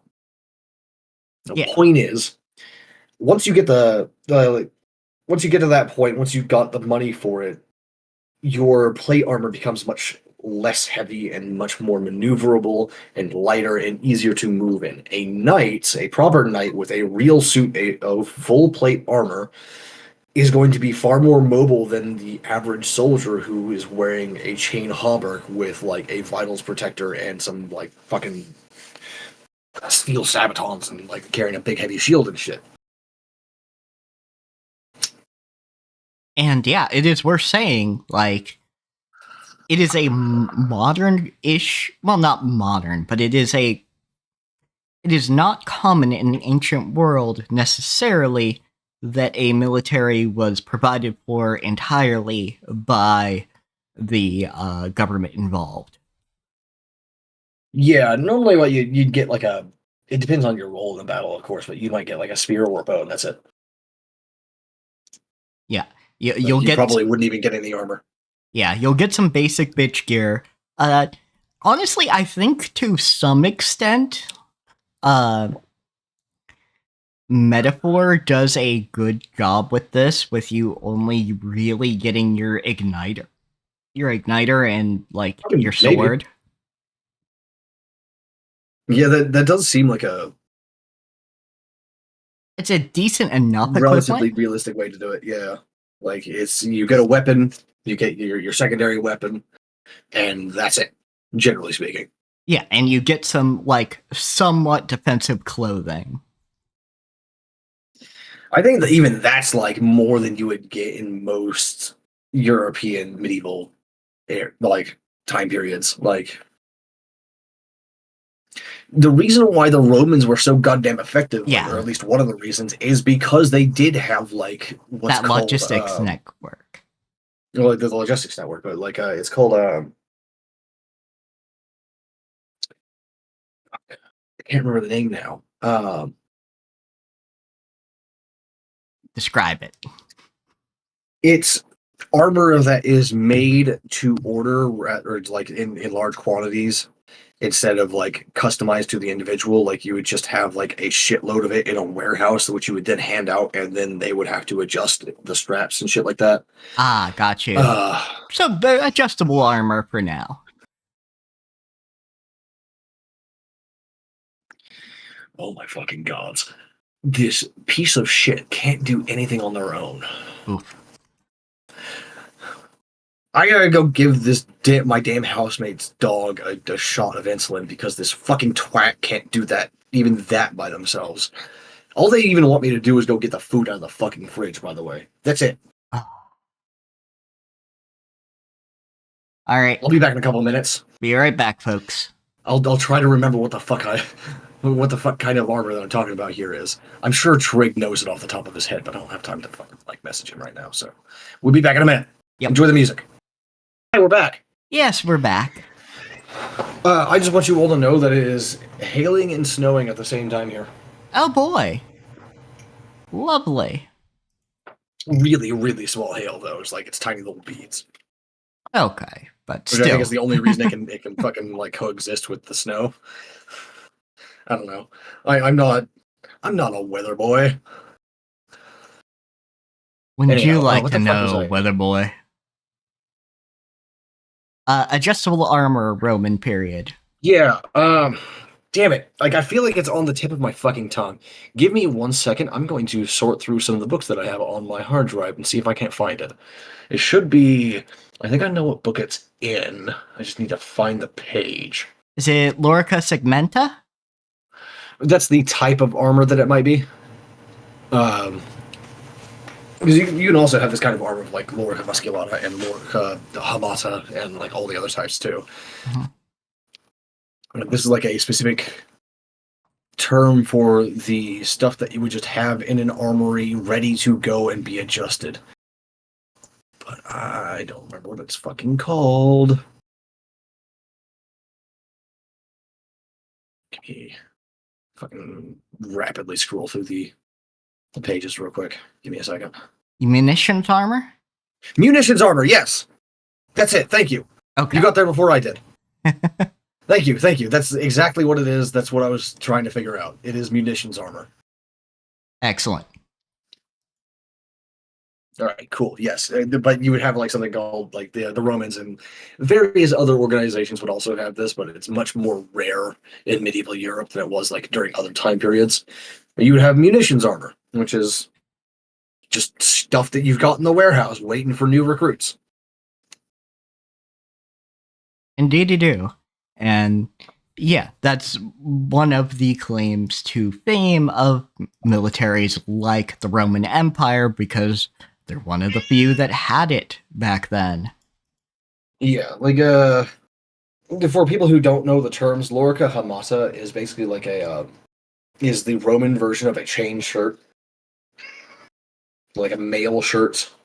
And then Lorica Segmentata is the segmented like strips of steel plate that you see in Roman movies, that kind of thing. Lorica Musculata is the stuff that looks like it's molded to muscle. You know, it's called musculata. It's muscles. They're literally like a Lorica is probably like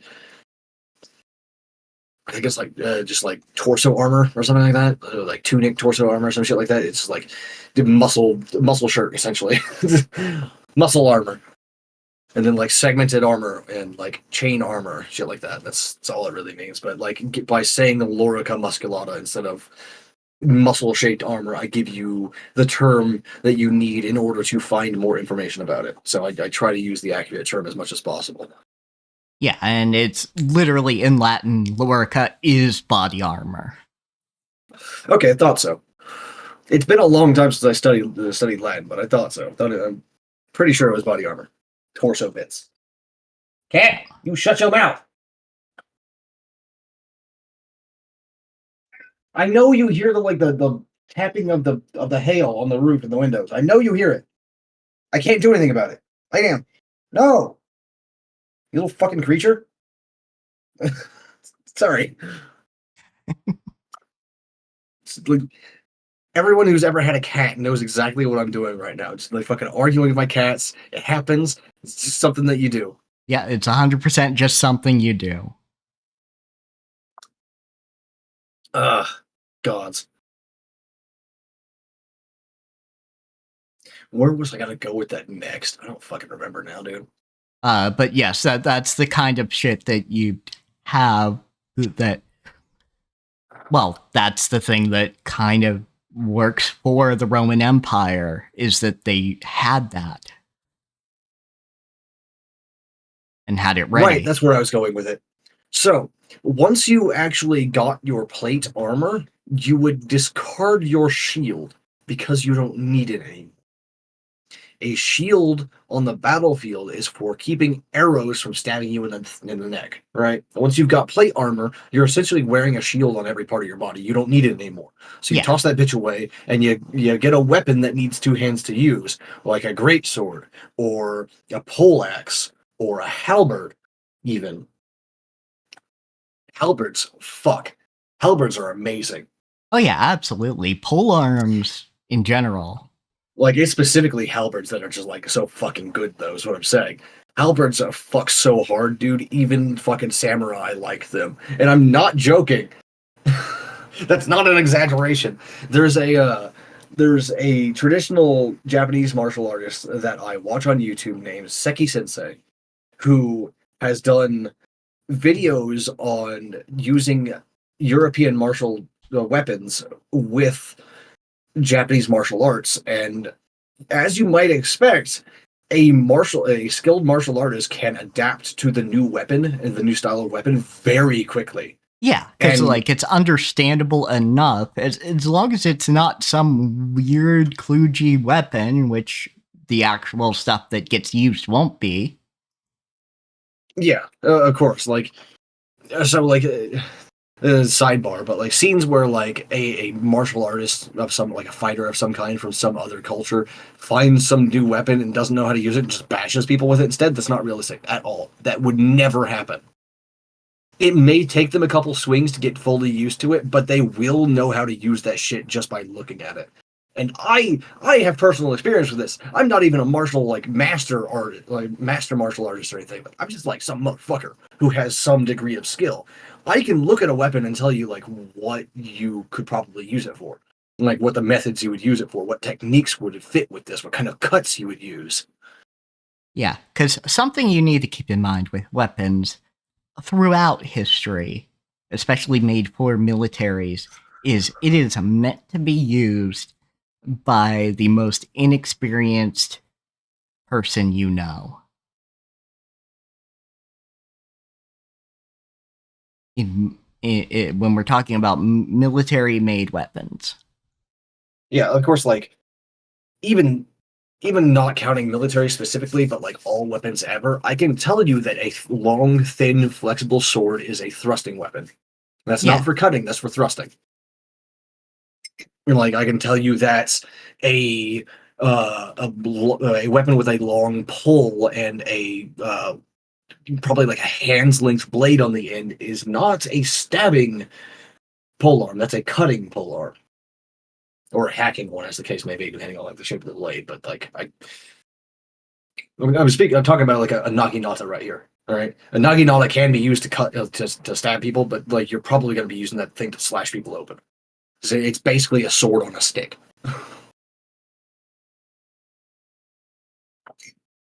And I actually suggest watching Seki Sensei's videos. It's the actual channel name is Let's Ask Seki Sensei. Because one of his students runs the channel, and like they set up videos where it's like, okay, well, what do you think about this kind of style? What do you think about this? How would you deal with this situation? How would you use this weapon, etc.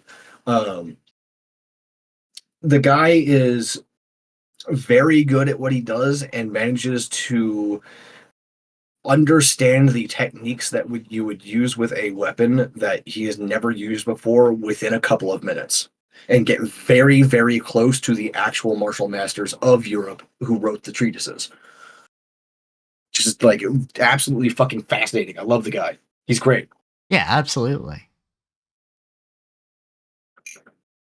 Like I think I've even seen a clip of his work before. I've probably sent you a few, honestly. So I remember like discovering him and then just like throwing videos at people for like a week.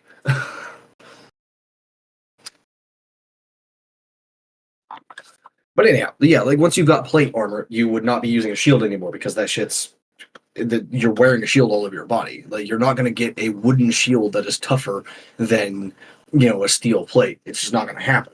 So you swap out for something like a fucking halberd or a poleaxe or even a date axe or something like that. Because at that point you can crush through people's shields and fuck them up, and not everyone has plate armor like you. Like yes, a lot of the reason why knights can take on like 5 and 6 bandits at once by themselves is because they're very well trained from like basically birth. But another large part of it is just because like they're wearing shields on literally every inch of their body. Yeah, Like how are you going to stab a dude covered in plate armor? Like it's just not going to happen. You need to get like you and all your buddies to tackle that guy all at once and then hold him down while you find a place to like stick the knife. yeah, Which is how you deal with a dude in plate armor, by the way.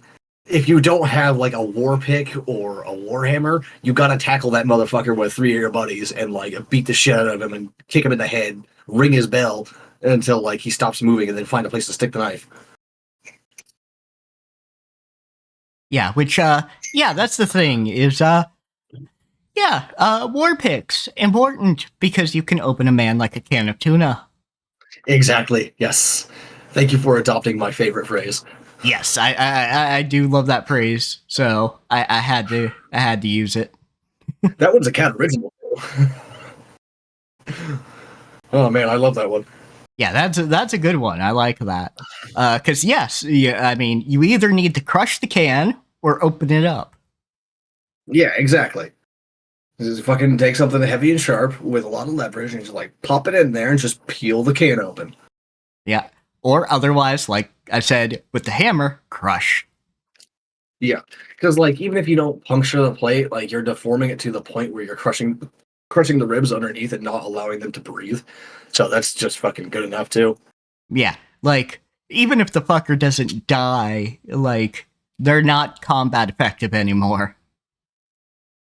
Yeah, because like again, like all you really I talk about this whenever military stuff comes up all the time, but like all you really need is to take someone out of the fight. Like stopping to kill every single person that you down in the middle of a fight is not at all realistic. Yeah, it's not Which realistic, like and honestly, they would probably consider it sociopathic behavior of the bad kind. yeah, like if you're gonna kill the people that are downed, you do it after the fight, not mid battle. Like this is something that I will normally. Matt Colville is very good about making his characters act very realistically and like people. But in this one case, I think he is dead and opposite wrong. Like he's got the exact wrong idea about what's realistic. Yes, they do want to survive. That does not mean they're going to stand there for 3 rounds kicking you in the head while like the battle rages behind them. You know, like they're going to leave you on the fucking ground because they think that you're like out of the fight, and maybe you'll come back, maybe you won't. But they need to go help their friends Yeah, who absolutely. are fighting all of your friends. Yeah, like, it is really. Like, I understand where he's coming from a gameplay aspect, but that's a gameplay, not actually realism. Yeah, that's a mechanical thing, which can be solved very easily by simply not having that rule. Like D&D has very heroic fantasy. Like the characters that you play in fights, like out on equal terms at least, are not normal humans in terms of capability. A normal person, once they get stabbed in the chest, they're down. That's it. Like they might survive and like go into a recovery coma and like wake up several hours later, but like they're not getting back up to be a threat anymore. That's it. They're on the ground. But like in when you're playing a character, all you need is one proper roll and you're back on your feet. Because like it's a power fantasy. And that's fine if you want to play that way, but Yeah, like no absolutely. one's gonna treat your heroes like that unless they've seen you do that before. Because like most people can't do that. And this is very obviously done by like no DM rolls like death checks for all of the goons, right? Like once they hit 0 HP, they're down, they're done. That's it. They may not actually be dead, but they're absolutely out of the fight. It doesn't matter. Yeah.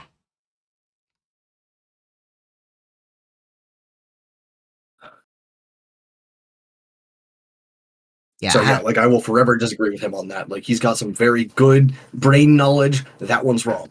yeah, absolutely. When it comes to game design, he's got interesting ideas and like ways to think about storytelling. Yeah, he's very good at all that. But like the tactics parts, no, out. Stop it. Now I can definitely see some characters doing shit like that, but they would be the outlier. They would be particularly sadistic and malicious.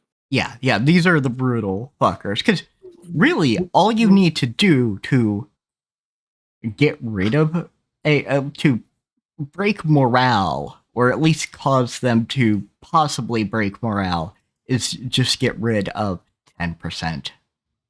Yeah, that's how it works in real life. It's 10 to 15% of the opposing force, and the opposing force will rout and run. You don't even need to kill that many, you just need to down that many. You just fuck up that many and keep them from fighting, and people will be like, oh shit, all my friends are dying. I better get out of here with like what few friends I still have left. This is why like almost no battle in history actually like ends in the deaths of most or all of the opposing force. Yeah, that's just generally speaking not how battles are done. Again, Yeah, like that's looking like into the history of sadistic this kind of thing. behavior. Yeah, looking into the history of this kind of thing, you might think that like because we have more accounts of that happening than we have accounts of the other stuff, that that means that's more common. No, that was written down because it was weird. Yeah, it was written down because it was weird, because it was brutal, because it sent a Because like wave of fear. yeah, like when you have a victor, right? Yeah, they fought to the last. You're like that victor is saying right there. That shit was scary. Yeah, That was weird. I've never seen that before. Like people say they'll fight to the last, but they never fucking do. That shit was weird. yeah, absolutely. Like, yeah, the reason that the Mongol Empire was so feared is they would do shit like that. It's like not even the Norse with their like whole religious ideas of like going to the good heaven if you die in battle did that shit. Like they still like broke and ran when shit got bad. Yeah, Like that's how out of like not that's how inhuman this kind of behavior is. I mean, it's still literally human, but you know what I mean. It's so abnormal for a person to do, for people to do in, as a whole, that like not even the motherfuckers with the warrior culture of I go to heaven if I die in fighting would do this regularly. yep. All their stories say that this was done, but like that's why they're stories, you know. That's why these are the sagas about heroes and kings and people who actually earned this shit.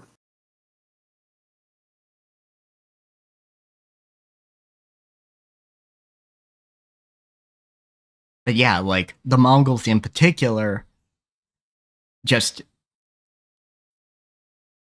well, they were very much the no quarter folks when it came to if you didn't surrender, you're signing up for a lot of bad things to happen. It works too because no one wants to fight like a force like that. Yeah, absolutely not.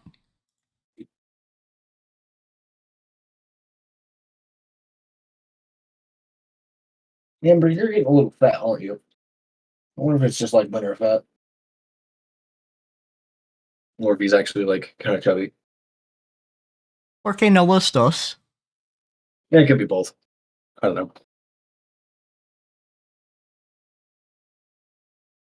Ember, don't make me throw something at you, cat. Yes, my son, my boy, my handsome child. Did you shut the fuck up? Hmm? I'm giving him pets right now. That's what's happening. Hi, buddy. Yes, you're very handsome, my son. Uh, I think that's it for like a good primer of like how fighting is done with these weapons and like what they actually are and what they do. Like these things are like much lighter than fiction would have you believe. Like basically every video game ever like has like an iron sword be like 9 pounds, and I'm like, bitch, that's a fucking like that's a wood maul right there. That's a wood splitting axe. That's not a combat weapon. That's not something you swing a whole bunch. That's something you work with for like 15 minutes at like fucking outside, very controlled, taking breaks whenever you need to while you chop firewood. You know. Yeah, No, like absolutely. even like long swords were like 5 pounds. You know, like they were actually extremely light. Which, like, of course, I understand why people beef them up and make them bigger for fantasy. It's because like a warhammer with a head the size of a soda can doesn't look all that impressive. Yeah, it'll like pulverize a dude's entire skeleton, but like it doesn't look impressive. It doesn't look like it can do that. Yeah, and like taking a look, for example, a Zweihander is anywhere from 4.4 to 8.8 pounds, or 2 to 4 kilograms for everybody else. Yeah, that's a fucking great sword. That's not a long sword. That's a great sword. Even they aren't that heavy. This is the shit that you would use to break pike lines. You know, like snap people's weapons en masse. Yeah, so it's one of those things. It's heavy, but it's not as heavy as fiction would have you believe. it gets tiring swinging even just a couple pounds for a couple minutes straight, right? Like, so you want that shit to be as light as possible, generally speaking. You know, the same is true of armor. Like, you gotta march in that shit, dude. You don't want that to be 50 pounds. Yeah. And you really only suit up when it's go time. Suit Yeah, up in a like, full plate when it's go time. if you're on horseback, you might have your harness on for the most part. You might have like a couple pieces like laying on like the saddlebags or whatever, but because a plate harness takes a while to get into. It's not like pulling a male hauberk over your head and then like pulling the binding string. Yeah, absolutely. My main point is that shit's sweaty to actually travel in. Yeah, like this is one of the reasons why ambushes suck so bad. Is because like you don't have your weapons in your hand, you haven't got your shield up, your helmet's on your fucking hip. Like you're vulnerable, literally. It's not just a matter of like you're not in formation. It's like you don't have all your shit ready. Yeah, you don't have all your stuff on. You're expecting at most like a skirmish.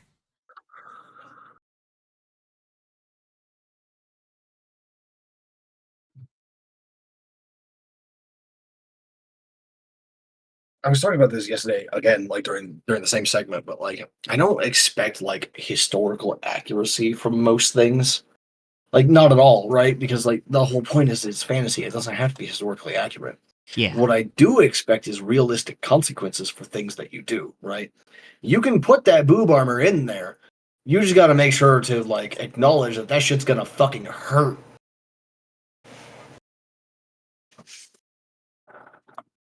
Like that's the big thing. Like, yeah, you can have your characters in high heels, but I expect one of them to fucking trip and snap their ankle at one point, or like have a side comment about like, oh yeah, I trained for like 5 years to be able to fight this shit. I'd be like, okay, yeah. I mean, that's basically superhuman, but sure, why not? It's fantasy. Fuck it. As long as you got literally any explanation for it, it's cool. But no one ever does. It's always just like, yeah, she has high heels on because it's hot. It's like, fucking all right, I guess. Doesn't really make much sense, but okay.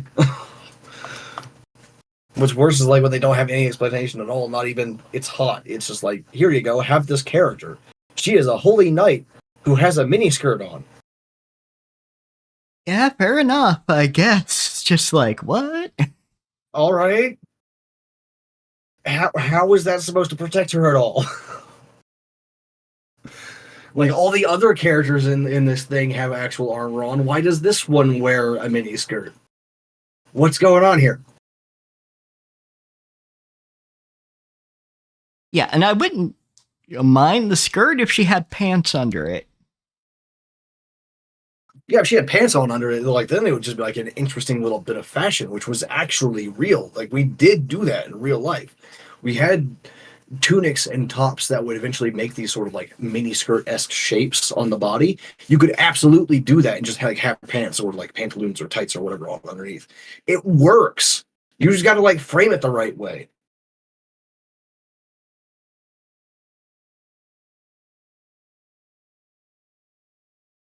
And like I'm not talking about like court fashion or anything here. I'm talking about like actual armor. Yeah. We did have like fashion statements in the armor that you would go to the battlefield and like some of them would be like shirt like, and that's cool. I like that. I like armored skirts. They're fucking awesome. But no one ever uses them. They always just like give people fucking mini skirts and shit. No, man. Give me cool shit that is also like practical, at least to some extent. Okay, bitching time. Speaking of the practical, like ornamental stuff, what a lot of people like to do is like they always point at like the enormous cod pieces as these things that are like highly impractical, but like people still wore to battle. And it's like, yeah, they did do that, but they were also on horseback, where the cod piece isn't going to catch a fucking warhammer and rip their dick off. Yeah. Like they wore these things on horseback. People with the kind of money to engrave their cod pieces like this aren't fighting on foot. They're nobles. They're better than that, according to them. Yeah, absolutely. And like that is something that fiction can kind of be bad with is knights or nobles. Like some things have kind of made that a little bit better, but knights are nobility. They have land. Now, sometimes Sometimes. knights aren't often landed knights, but they can be. There is actually the term for that, landed knight. Yeah, It's, I should say derivative of landed noble. they are all of a noble class. A good segment of them had land. Like they are not. Whether that was part of their title or not is, that depends on the region, who the specific knight was, Yeah, etc. 'cause But they again- did usually at least have like a house somewhere. Yeah, you're meant to gather your own resources for war. So if you were a accomplished knight, you had money and you had status. Yeah, absolutely. Like The what fucks me up with a lot of fiction is people like miss the fact that it's not just kings and monarchs that can ennoble people. Other nobles can also do it. Like unless your specific feudal society has laws against it, any noble can ennoble another person. Huh, I did not know that actually. Yeah, you can be knighted by another knight. Yeah, I thought it was one of those things you either marry into or you get rewarded by somebody of high enough status. Yeah, and like even a baron is of high enough status. That's what I'm saying. Like Yeah. you can be rewarded by another noble. You don't have to do a service to the kingdom, just to the realm. Oh, to the yeah, domain. yeah. That I did know. It's one of those, yeah, one of the nobles who controls a region can elevate you to that status. Yes, and every noble, aside from knights and baronets, are, because they have that title, lords of a given land. You can be knighted by a baron for helping him defend his village against bandits. Yeah. Granted, Of course, like being ennobled is very rare in history. Like it's not something that would happen every day, but it could happen. You can earn a knighthood on the battlefield. yeah. And you don't Granted, have you to know, like do it in view of the king or a duke or anything. You do it in view of like a baron or a viscount. yeah. And granted, you have to make sure that information gets distributed so you get treated like a fucking noble. Yeah. Like Because, I mean, there are stories, and some of them at least are true, of people just going around saying they're a noble. oh yeah, absolutely. Because like if you can behave the right way, people aren't going to question that shit because questioning it gets you killed. Yep, absolutely. That's Yeah. like another big thing in feudal societies. Most nobles just have open like legal power to just like execute dudes. Yeah, that's why the legal system in the United States is very specific on what counts as treason. Because, And why you need a jury of your peers specifically is of the same social class as you specifically. yeah, it's people of the same social class. It's all in service to the fact that something that, admittedly, these are a bunch of rich fucks, but the people who founded the documents saw was treason was used for everything, and the justice system was even more corrupt than, ours now, because it was literally, you couldn't get a jury of your peers. You were, you just had another noble take the word of a noble and decide that you did a bad. Yeah, like the way that I said it a couple minutes ago makes it seem like you could be executed for anything at any time, and that's not strictly true.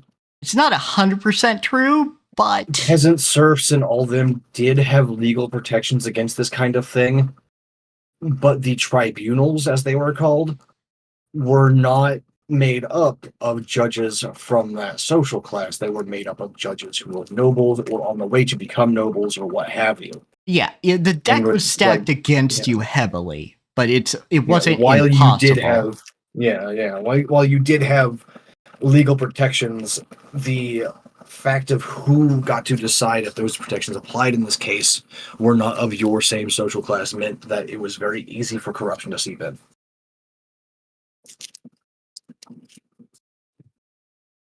Because ostensibly, the tribunal members would be well versed in law and favor whoever is actually innocent.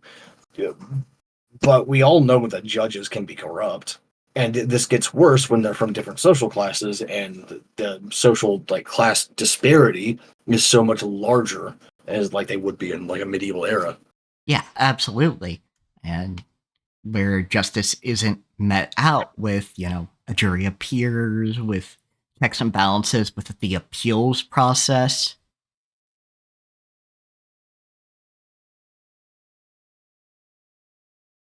So, also something to consider for your various fantasies. Like, obviously, take or leave anything that's historical, but know what exists so you can decide, hey, I don't really like this, or hey, I could add this to my fantasy. Yeah, it's absolutely reasonable to have in your feudal fantasy world tenant rights because those were real. We have tenant rights in history going back 1,000 years. And so the difference here is what it's actually called. It's called useful domain, or I don't Actual remember what domain. the actual. Yeah, something the other one. But the useful domain is the one that we really care about here. It's whether or not you're actually making use of the land or property that you're on. If the noble who owns the land is not making use of it, does not have useful domain over it, and you do, you are living on it, you are farming on it, you are whatever on it, You do have then some most rights. likely, yeah, you do have some rights. You can't just be kicked out or killed unceremoniously for it. Yes, but it is worth knowing for a lot of different regions that interacted with European cultures, who had European cultures interact with them, I should say, colonization, cough, cough, that was used as an excuse because native peoples in various regions, whether that is Africa, the United States, Yeah, what they is would called not the be United making use States. of it in the same way that was legally recognized, so that gave them an excuse to Yeah, jump in and take it. they didn't have a lot of permanent structures because they lived a nomadic lifestyle following various things, whether that be weather patterns, herds, whatever, to sustain themselves in that way. And those Yeah, were, or just even whatever that they did do permanently in that area was not covered under that particular European power's laws about useful domain. yeah. And whatever the case may be, they'd go away for one season, come back the next, and see a whole ass, settlement in their path. And just be like, what the fuck? But speaking of this kind of old, ancient, interesting bullshit that's we have this thing much earlier than anyone really thinks we do. Writing actually was a very recent discovery, as in the last 12 months recent discovery. The actual peer-reviewed papers and research aren't out yet. This is so recent, but it's entirely possible that we have had writing since we were cavemen. Ooh, that is definitely something, and makes a lot of sense because language really is very central to us as a species. It feels like. Yeah, Nate and I agree on this. Looking at it, it doesn't look like actual proper written language, but more like proto writing. You know? Yeah, which fair enough. I haven't seen it, but I could understand that. Yeah, let me get the link, the article link for this. Again, like I said, the peer reviewed stuff is not out yet. It's that recent, so it's not actually confirmed what it actually is, if this hypothesis is correct. But as far as Nate and I have been able to tell, and as far as anyone that we can find has been able to tell, it probably is correct. We just need a Yeah, little bit more study to make sure. Yeah, this looks almost like I'd almost wonder, like some of the lines on the top right image make me think a little bit of, and the bottom right actually make me think a little bit of cuneiform. Yeah, that would be the like. I think that's a necessity because like they were carving this on rock, right? And cuneiform was also done in rock Yeah. or clay at least. But like this could very easily develop into something like that because of the tools that they had to use at the time. Um, what the fuck is it called when you make the four lines and then one slash across it to represent a five number? Oh, a tally. Yeah, there we go. It looks to me and Nate like a tally system, right? Which is Yeah. like very proto writing. It's very early counting and marking down information, but not quite like conveying full meaning. Yeah, especially the way that it's Yeah, because it's usually. either dots or slashes, right? Yeah, it's dots In or these images. yeah, it's dots or slashes with maybe one kind of like hooked shape, kind of, but that could easily have just been, bleed over Them time. having a spike and yeah, like what I think that is like them having a spike that they were using to carve it and then smacking it with a rock, digging it in deeper at the start where they first smacked it with a rock and then dragging it down by hand to make the scratch. Yeah, That's what it looks like to me, at least.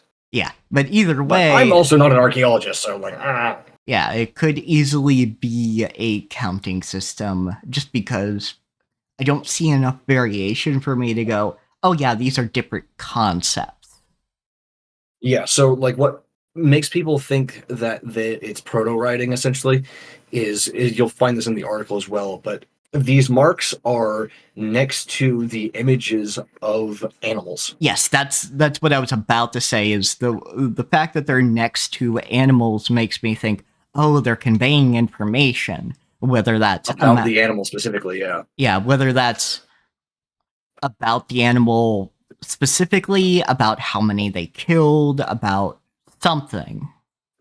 Yeah, so in the article, it also states that some researchers have managed, like, they looked into it and found that, like, these numbers do roughly match up with what we know about, like, breeding cycles, the numbers in the area, what they would be at least, but how often they come to an area, like, every, like, fucking 6 months or 3 months or whatever. And these are all images from different areas of the world, too, so it's not like it's the same group of people measuring 8 different things in the same way. It's like a bunch of different people measuring different things in a similar way. Yeah, absolutely. Which, yeah, again, makes a lot of sense. Convey the information. Have animal, have number. Animal mean number.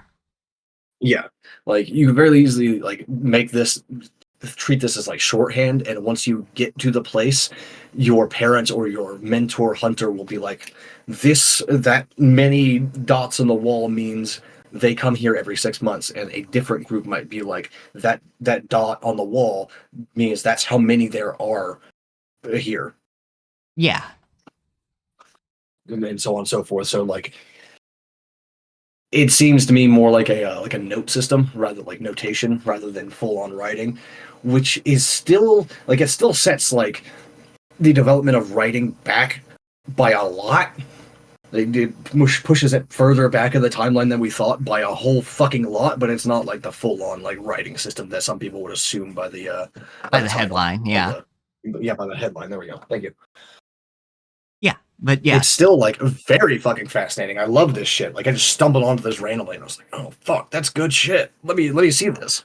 yeah. And I mean, it is also like other things that are older than you think.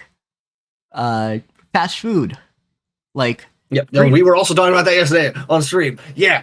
yeah. Yeah. Excellent. Same brain cell. Same brain cell. Yeah, yeah, same brain cell. Well, it's one of my favorite things. Is there's fast food, there's street food. Uh, Chopsticks were made to be a utensil that you know could easily be used for street food. Fucking the Romans had like the street food and fast food restaurants. Yeah, exactly. Like Fried. they had a Yeah, Roman subway. Damn it, that's cool as fuck. yeah, absolutely. Because like in Pompeii and other areas, we do see a counter with various condiments in it.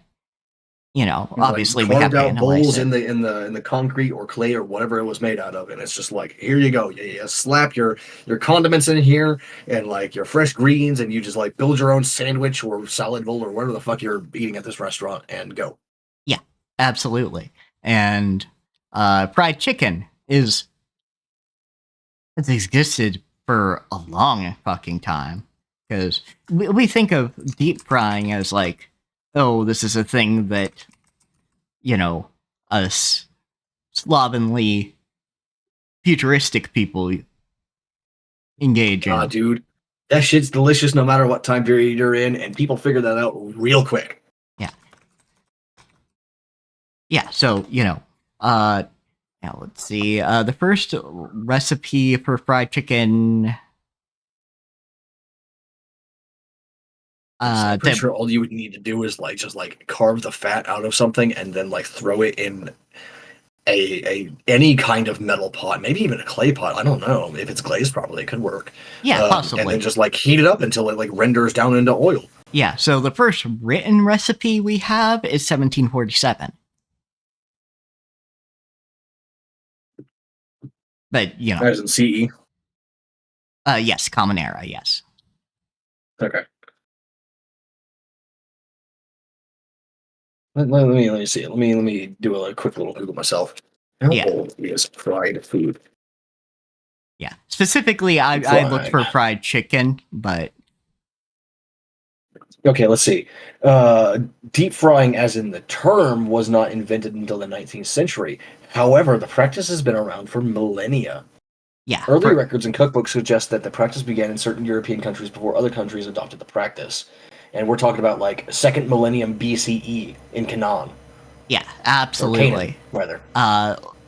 Similarly, if you've ever had karage from Japan, that was brought over by the Portuguese to Japan because they're one of the earliest trade partners with Japan. Let's see, there's also deep frying food in olive oil in classical Greece around the 5th century BCE. The Roman cookbook Apicius offers a recipe for deep fried chicken in a cream sauce, which is called pullus lucosumus. I don't know, it's poyos, something like that. It's pollo in Spanish, but I don't know how to pronounce it in Latin. It's literally just like fried chicken, or fried poultry, rather. Which is close to fuck enough to chicken. That's interesting, though. There's a Roman cookbook from the 5th century CE that has deep frying chicken in a cream sauce. Ooh, nice. I do kind of want to make that now. I have actually made like Roman dishes before. Like I've just straight up like pulled recipes straight out of like books about like Pompeii and fucking Rome and shit like that, ancient Rome, and it's really good. Like the one that I pulled from a Pompeii book was scrambled eggs fried in a little bit of olive oil and then dribbled over the top with honey. It's actually quite good as a dessert. Yeah, just because that's not supposed to be a breakfast food. That's a dessert. Yeah, because the problem with ancient recipes or ancient foods is we hadn't codified like, oh yeah, you should write these things down for everybody and provide it. A lot of these things, if they are written down, it's usually shorthand things for other professionals. Yeah, this is also something that we talk about on the stream all the time, both me and Nate and you and me, like, because this is like one of those things where like you don't write down shit that seems obvious to you, right? Like when you write down your recipes for other people, you don't specify a chicken egg. You just say eggs. You say like 3 eggs or whatever. Yeah. So, like, people in the future, if they don't know that we were talking about chicken eggs, they're going to be like, well, what fucking kind of eggs? Do they mean ostrich eggs? It seems like a lot of fucking egg for one thing, but hey, maybe. Yeah, maybe. Or robin's eggs? This seems like too little. Like, they can't possibly be talking about, like, fish eggs, right? But I guess they fucking could. They did eat fish eggs sometimes. Yeah. So, it's one of those things. Write that shit down. Like, there are condiments that we don't know about because if they were referenced at all, it was in passing, and what they actually consisted of was never written down.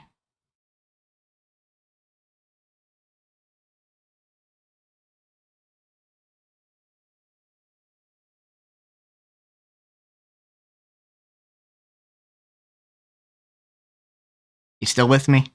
Yeah, I'm trying to like confirm something I was about to say. Yes, here we go. Okay.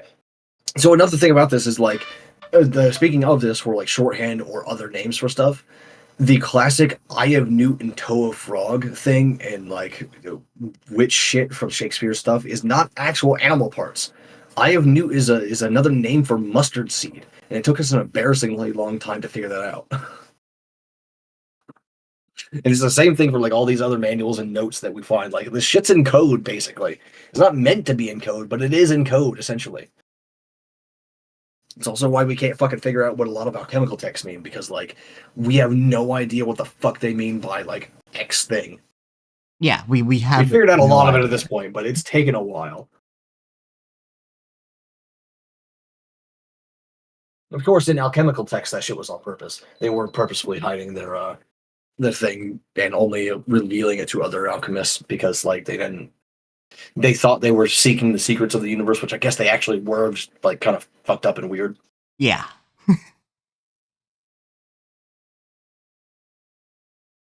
uh, all right.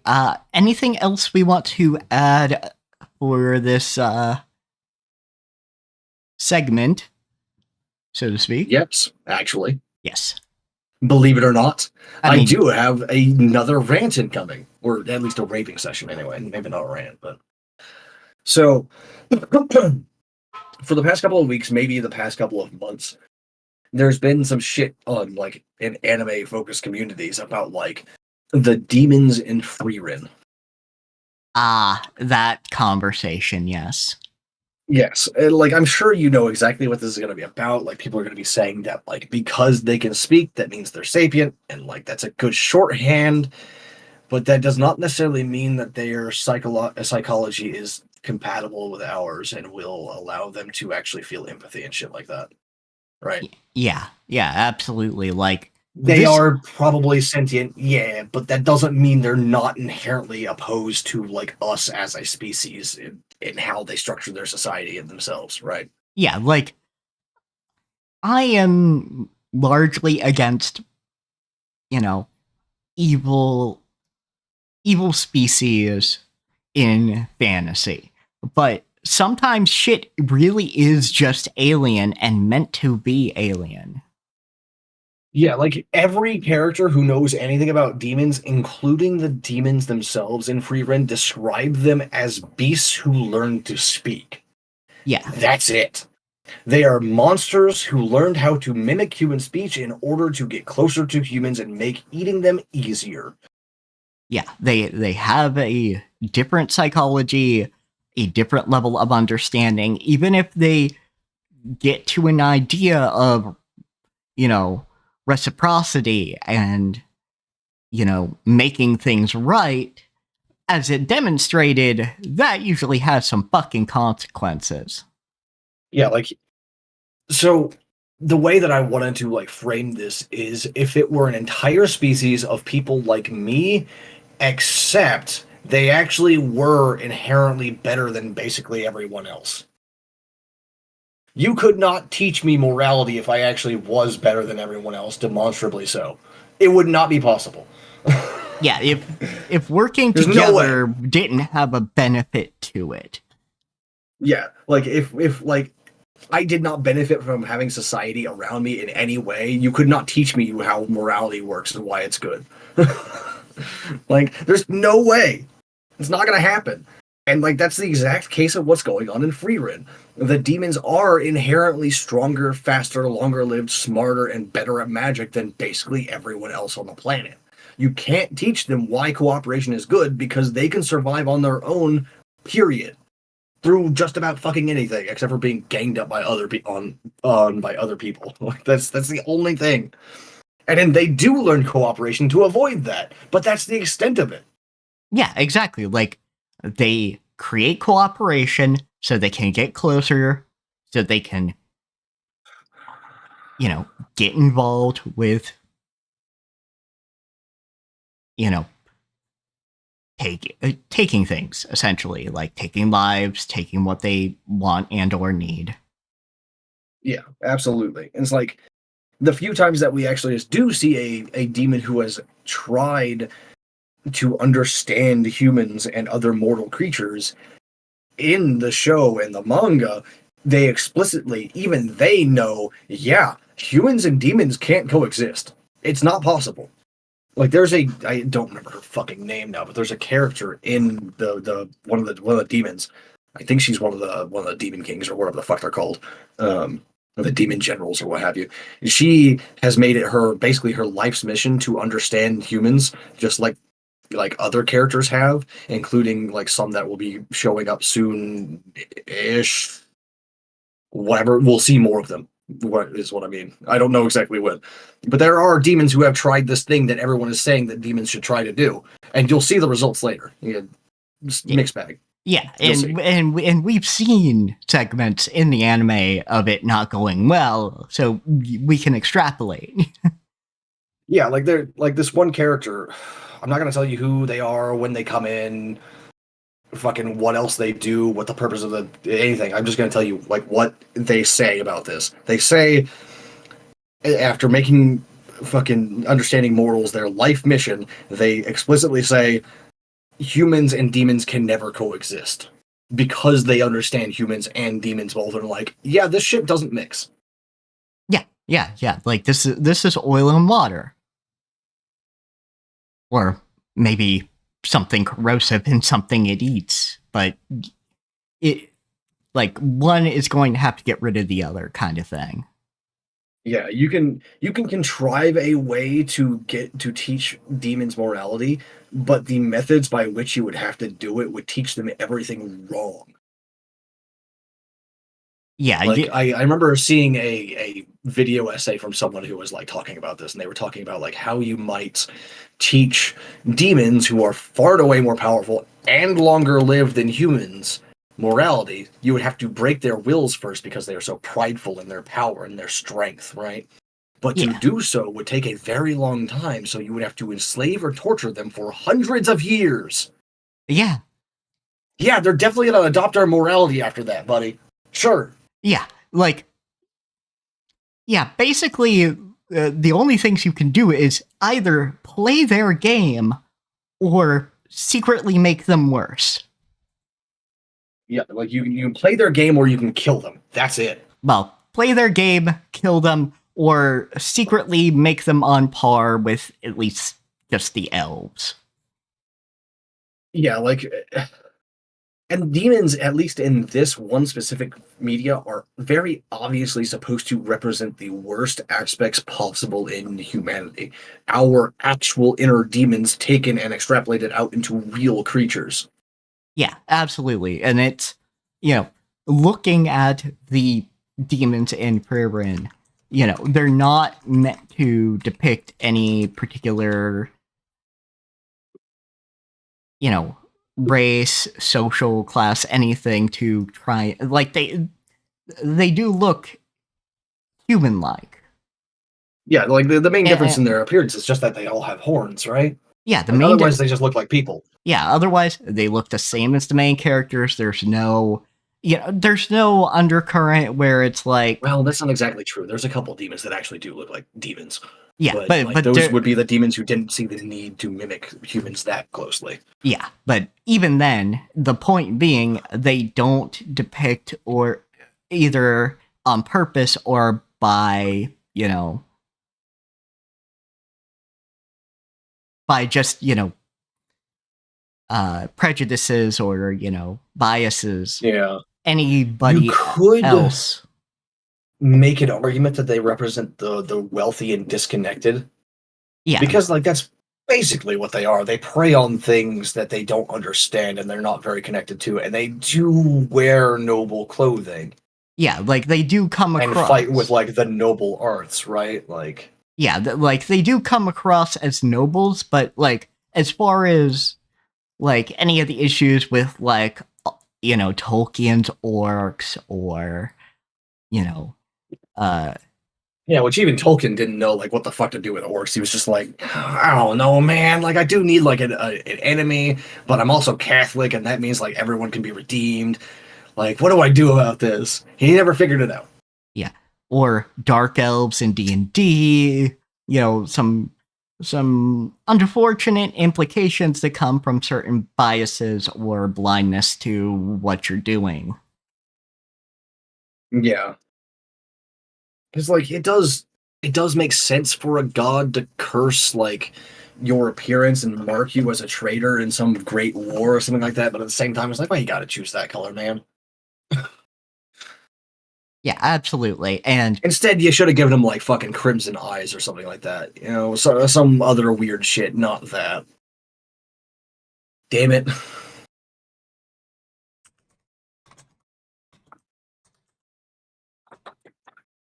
yeah, and if anything that lives deep underground or deep in the ocean is gonna look super fucking pale on the whole. Yeah. Like the only reason there are for my dark elves and well of souls, which are the wailing elves, the grieving elves. Sorry, the wailing elves are their is part of their fucking like ruling council. Whatever, the grieving elves. The only reason like any of them have any dark color in them at all is due to like fucked up weird magic. That's it. Yeah. And this usually manifests in like their eye color or their hair color, not their skin color. Usually they're like ashen gray. Yeah, which is definitely a problem. There is a problem of not the way you do it, but the way some things do it, where they do make things darker in color. Is there is a colorism issue in a lot of different countries, including Japan. Yeah. Like there are Like there are skin bleaching products. that's fucked up, man. Excuse me. Like, I don't think even my dwarves are like that. Like, the ones who live underground are rather pale, but. And then, like, the ones who live above ground aren't for obvious reasons. Yeah, because Or they're at least, dealing like, with they're more sunlight. they're notably darker than their underground, like, family members, right? Yeah, They may not be necessarily tan, but they are darker than their subterranean counterparts. yeah, but Like yeah, that depends entirely on like the actual region they live in. Because a lot of these motherfuckers live in the mountains, which still means they'll be pale. yeah, but basically, I think this is a problem of people misunderstanding the issue with D&D evil races and and Tolkien's orcs. Yeah, like these guys, like the issues with D&D's evil races is not that they're inherently evil, it's just that they're also been given free will souls and there are examples of goodness in them, right? Like so they're obviously not inherently evil. Yeah, and also the other issue is they have cultural markers from specific cultures Yeah. or certain like features that the white writers find scary. Yeah, whereas the demons in Freerin like very explicitly mimic the humans in Freerin. Hold They have on. they have the same style of dress and speaking as all of the humans. They even culturally seem the same at first glance until like you catch them outside of like a conversation with a human, in which case like it becomes very obvious that they don't have the same culture. Yeah, absolutely. Like going, what is a father? Yeah, that's Lugner saying that, or what's her fuck saying that to Lugner, and him going, I don't know. Yeah, Yeah, who knows, dude? yeah, like That makes it very obvious. yeah, like these. And I think this is actually some world building bits that aren't in the anime yet, but it's not like super important. It's just like it's the implication that the phrase demon does not refer to a specific species, but rather a collection of different types of monsters that all like function roughly the same way. Gotcha. So which is why some of them don't look human, like, say, Qual. Qual does not look human at all, but Lugner and his group do. yeah. Okay. That makes That's a the lot reason of why. sense. They are literally not the same species. Yeah, I get They're it. So, probably like related in the same way that like humans and fucking gorillas are related, right? yeah. Or Like common ancestor, but like that was a long time ago. yeah, or either that or it's one of those things of convergent evolution. Yeah, either like one of the two things. It could even be a mix of both, depending on like which two species of demon you're comparing. Yeah, exactly. That's what I was thinking is like some of them are literally just, relatives, but others are, oh, this is someone from a completely other region that did not interact with these other demons. Rerun is so fucking good, dude. Damn it. It's such a good fucking show on manga. Yeah, absolutely. Like don't get me wrong, there are problems with it. It's not like perfect fiction, but it is peak fiction. There's a difference. Yeah, like nothing is going to be perfect, and that's not to say don't criticize things that you see that are blatantly wrong, but understand everything is going to have a problem in it. Yeah, like for example, in Free Run, some of the pacing of the manga is a bit off, right? Like it's supposed to be slow, but there's times where it does drag its heels a little bit too much. Yeah, which Like is there are definitely problems with it. yeah, which is understandable because that's a problem that you might have when you're thinking, okay, I need to slow it down. I need to have life move at an actually slow pace. But, Yeah, actually, if you, one second, you let know, me it, fucking find because I got a specific manga to recommend to people in mind, and it's of a similar vein to Free Rin, but it is better paced. The world building isn't as good, but the world building and the character writing isn't quite as good, but it's better paced. but yeah, just saying, if you're deliberately thinking, oh, this needs to be a particular pace, a problem you could run into is overcorrection, Yeah, essentially. absolutely. So the one that I'm thinking of is Tensei Shite High Elf. Blah blah blah. I was reborn and became a high elf, but I got tired of my slow life after 120 years. It follows a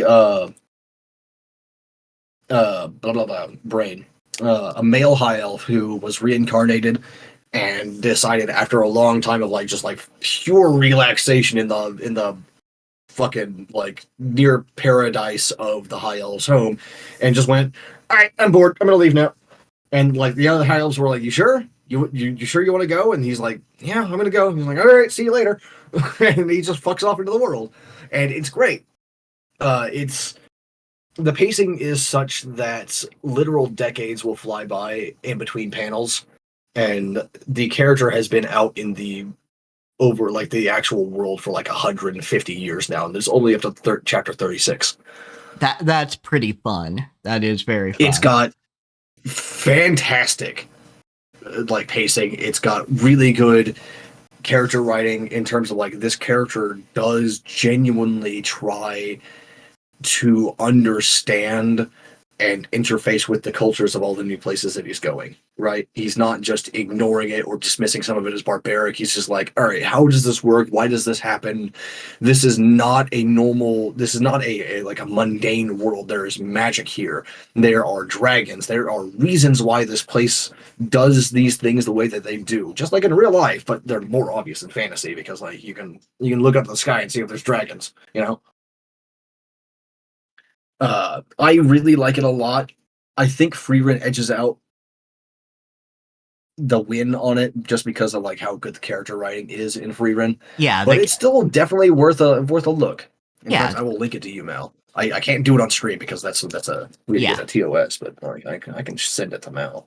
Yeah, but yes, Free Rent, it's just very good character writing. It's a solid fantasy. It doesn't feel the need to have a light novel level title. Yeah. I love Freerin, like the title of Freerin, like the actual title of the manga itself. It's So no Freerin, which can be translated many different ways, but primarily it's translated as Freerin the Slayer and Freerin at the Funeral. Which, Essentially, like the way that you would translate this in English is Freerin the Undertaker. To different groups of people, this will have a very different kind of connotation, right? To the demons, this sounds like she's going to kill them all. She's going to take them to their funeral. To her friends and family, this sounds like she's going to be there at their funeral. yeah, she's Because going. she will. Yeah, Both of those. She will. Yeah, she will absolutely slay the demons, and she will absolutely be there to grieve the people who are not elves. Even if it takes a little poking and prodding to get her to cry about it. She will still cry, believe me. Like, that's... I remember when I first discovered Freerin as a manga, and one of the first things I saw, like, at the end of the first chapter was her bawling face of when the hero died, and it's just like, this is gonna be good. This is gonna be really fucking good. Yeah, absolutely. Like, I've gotten this attached to this character that I almost want to cry with her just, like, in one chapter. This is going to be one for the century. Like, this is going to be, like, one of those manga that people are still talking about in decades. This is excellent. Yeah, like 100%, this is something people are going to be talking about. Like this, Don. You know, basically, the only way that we're not going to be talking about either Freerin or Don is if they spike the ball too hard. Yeah, or something comes out that somehow absolutely fucking blows it out of the water. Yeah, which... I don't think that's even possible, but, like, maybe. Yeah, which I'm not worried about Freerin spiking the ball, because... Yeah, it's been going for a good long time. Yeah. And, like, it's still going hard. Yeah, and it understands what it wants to be and doesn't seem to have executive meddling.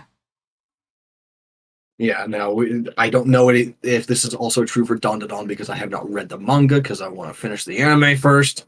Yeah, absolutely. But we'll see.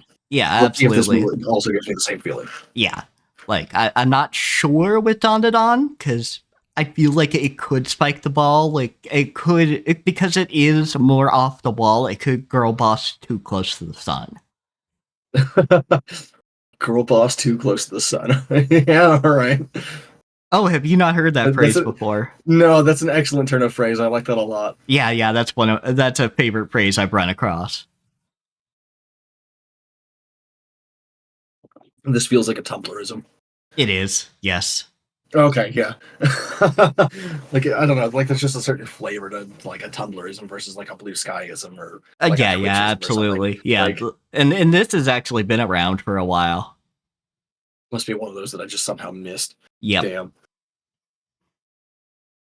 Like fucking I did watch the first episode of the second core of Solo Leveling. All I can say without spoilers is just that, yeah, it's still good. It's still like just as good as the first season. Yeah. Can you say which arc they start with? The Red Gate. Okay, gotcha. The Ice Elf Red Gate. Gotcha. Okay, that's enough for me. Yeah, like that's the first episode. Like people who have not watched this at all will have no frame of reference for this, so it's kind of a spoiler, but not really. Yeah, you won't understand this until it literally is happening on your screen. Yeah, you won't. You won't get it, and that alone doesn't matter to you. Like, this is just we're in that part of the book kind of thing. Yeah, like a Red Gate is not introduced in the story up until the point that it is actually on screen, so it's not going to tell you anything about what's going on. Yeah. And the same is true about what I'm about to say, is that core 1, the first core, ended with Igris. Gotcha. And I think you literally won't even know the character's name until like he's on screen, so, you know. Yeah, and I think they're going to make a movie at some point. Maybe. And there might be like an intermediary movie between like... Yeah, they might do the the chimera ants, not chimera ants, not chimera ants in this. It's just normal ants, or not normal ants, but you get what I mean. It might do the ant arc as a movie. I could see that because that arc is paced perfectly for like a 2 hour movie, or like maybe like a 2 or 3 episode like mini series that would also do it. Yeah, let me see here.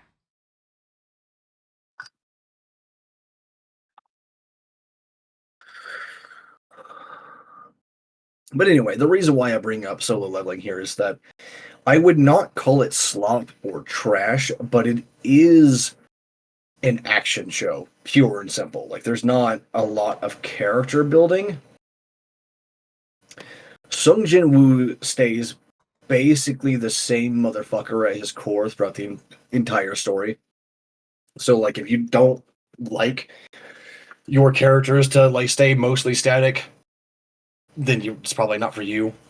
But like, I will say that even for me, who is a big buff about like the political intrigue and character development and shit like that, the action is so fucking good and so well put together and so well paced that I don't give a shit. It's just really fucking good.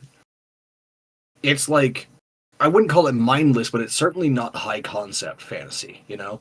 Like, you can write a hunter gate phenomena sort of thing as high concept, and I am currently, I literally am, but Solo Leveling is not that. Solo Leveling is about like the fighting, right? It's a battle manga kind of deal.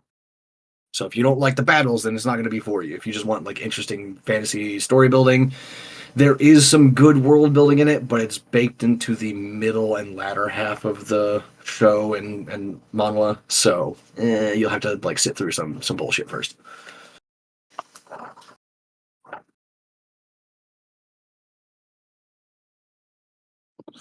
I would have vastly preferred it if it actually had something to say about the fact that hunters can't grow stronger. Yeah. I would have greatly preferred if it did. It doesn't, but that's not really a big detriment because it's just so fucking good otherwise. The music slaps, the action's cool, the Sakuga's great, like, the pacing is excellent, fucking go for it. You might come up with some ideas out of it just because, like, that's how ideas come to you, but, like, it's definitely not going to give you inspiration for a new masterpiece. Never mind. I'm looking here and yeah, the movie that I was thinking of is kind of a weird recap movie going just to recontextualizing or going over basically what you saw in season 1. Weird. We don't need that. Yeah, it had come out in December as a way Granted, to if they did new animation for it, I could fuck with that. But if they didn't, if they just did a supercut, like, fuck it. I think it's new animation from what I'm I'll have seeing. to check it out and see. Yeah, it's called because that's the draw of this thing. It's the good animations. Yeah, it's called Solo Leveling Reawakening. Okay. There is like some stuff to pull from Solo Leveling for like good writing stuff. I've definitely like ripped a few things myself from it. Yeah, like, absolutely. The differentiation between someone who is awakened and someone who is a hunter, for example, and then like the phrase reawakening to imply like a secondary large boost in power out of nowhere. Like, that's good too. I like that a lot. Because like the awakened individual versus a hunter thing is like basically like all hunters are awakened, not all awakened are hunters. Okay, yeah, so it's a catch-up recap of the first season coupled with an exclusive sneak peek of the first 2 episodes. So it was just something to build hype. Gross. A supercut of like what's already gotten done. All right, fair enough. Yeah. I understand, and I don't want it. Yeah, nope, absolutely not. I mean, it would be a good excuse to like watch some of the animation again, but we'll probably be doing that at like some later date anyway, so it's fine. Whatever. Yeah. All right. Sakamoto Day still isn't out. Like, Yeah, we're at the very beginning of the winter season. So like nothing's quite out yet. Some stuff is, but it's not. Yeah, which I haven't collated a list yet, Yeah, which we will be able to talk about Sakamoto Days next week. Yeah, we'll be able to at least give our first impressions of the first episode. Yes, which I am very looking forward to. Yeah, I've been looking forward to this since you like threw the fucking trailer shit at me, Yeah, like 6 months ago. Because This looks good. Yeah, this is just a peak idea.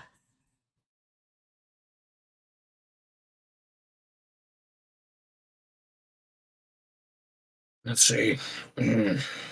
You have any other like media recommendations before we go? I know you've been like fucking around with Nine Souls, but I think you did enough to sell it last one. Yeah, I did enough to sell it last one. Let me see. Do I have anything? Play Code Vein. I mean, yes, play Code Vein. Play Kingdoms of Amalur. Play Remnant 2. Play Barony. If you have never played an Okami game, play Okami. Play Stone Shard. I'm pretty sure this is a Ukrainian game even, so like play Stone Shard. It's good shit too. Let me check real quick. Stone Shard Studio. Inkstained game, indie developer, blah, blah, blah, based in Europe. Doesn't. Yeah, it says it's an international company. Well, they do have some Ukrainian names going on there. It's either that or Russian, and I'm not well versed enough to be able to tell the difference because like I'm the stupid American. So it might actually be like across like Ukraine and Russia even. Because like none of these names are something that I might expect from like England or Germany or something.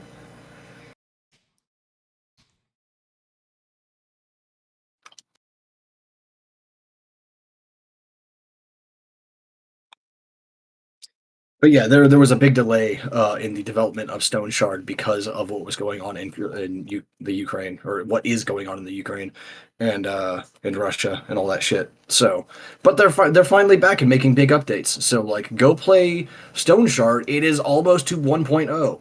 It is very close. Like we got less than like probably like 6 months to a year before it's like fully out, and then we get to make custom characters. I'm so fucking excited.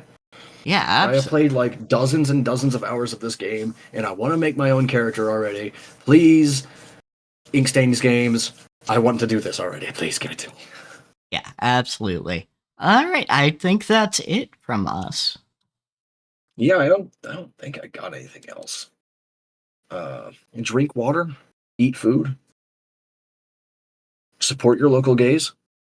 Yes, do all those things. Don't let Nazis co-opt your cultural symbols. Yes.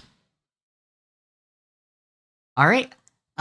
So at the bottom of the YouTube video, or if you're watching on the Twitch stream, there'll also be links. There'll be links to our Twitch channels. There'll be links to, on Cat's side, the Discord, the Twitter until they get a Blue Sky link. One day, I promise, I will do it. It will happen. It's taking a while. My body is in bits I haven't eaten in 3 days. Fuck you. And their Kara, which is their portfolio. Yeah, it's where I draw all my pretty pictures. Go look there. The Discord and the Twitter and the Blue Sky get more images of what I draw, but that's because like the Kara is the actual professional portfolio, and I don't post like titty there unless I think it's worthy of going into the portfolio, which is sometimes I do. Anyway, yeah. Kill Nazis. I mean Thalmor. Yeah, Thalmor. Kill Thalmor when you see them on the road. We're out. Goodbye.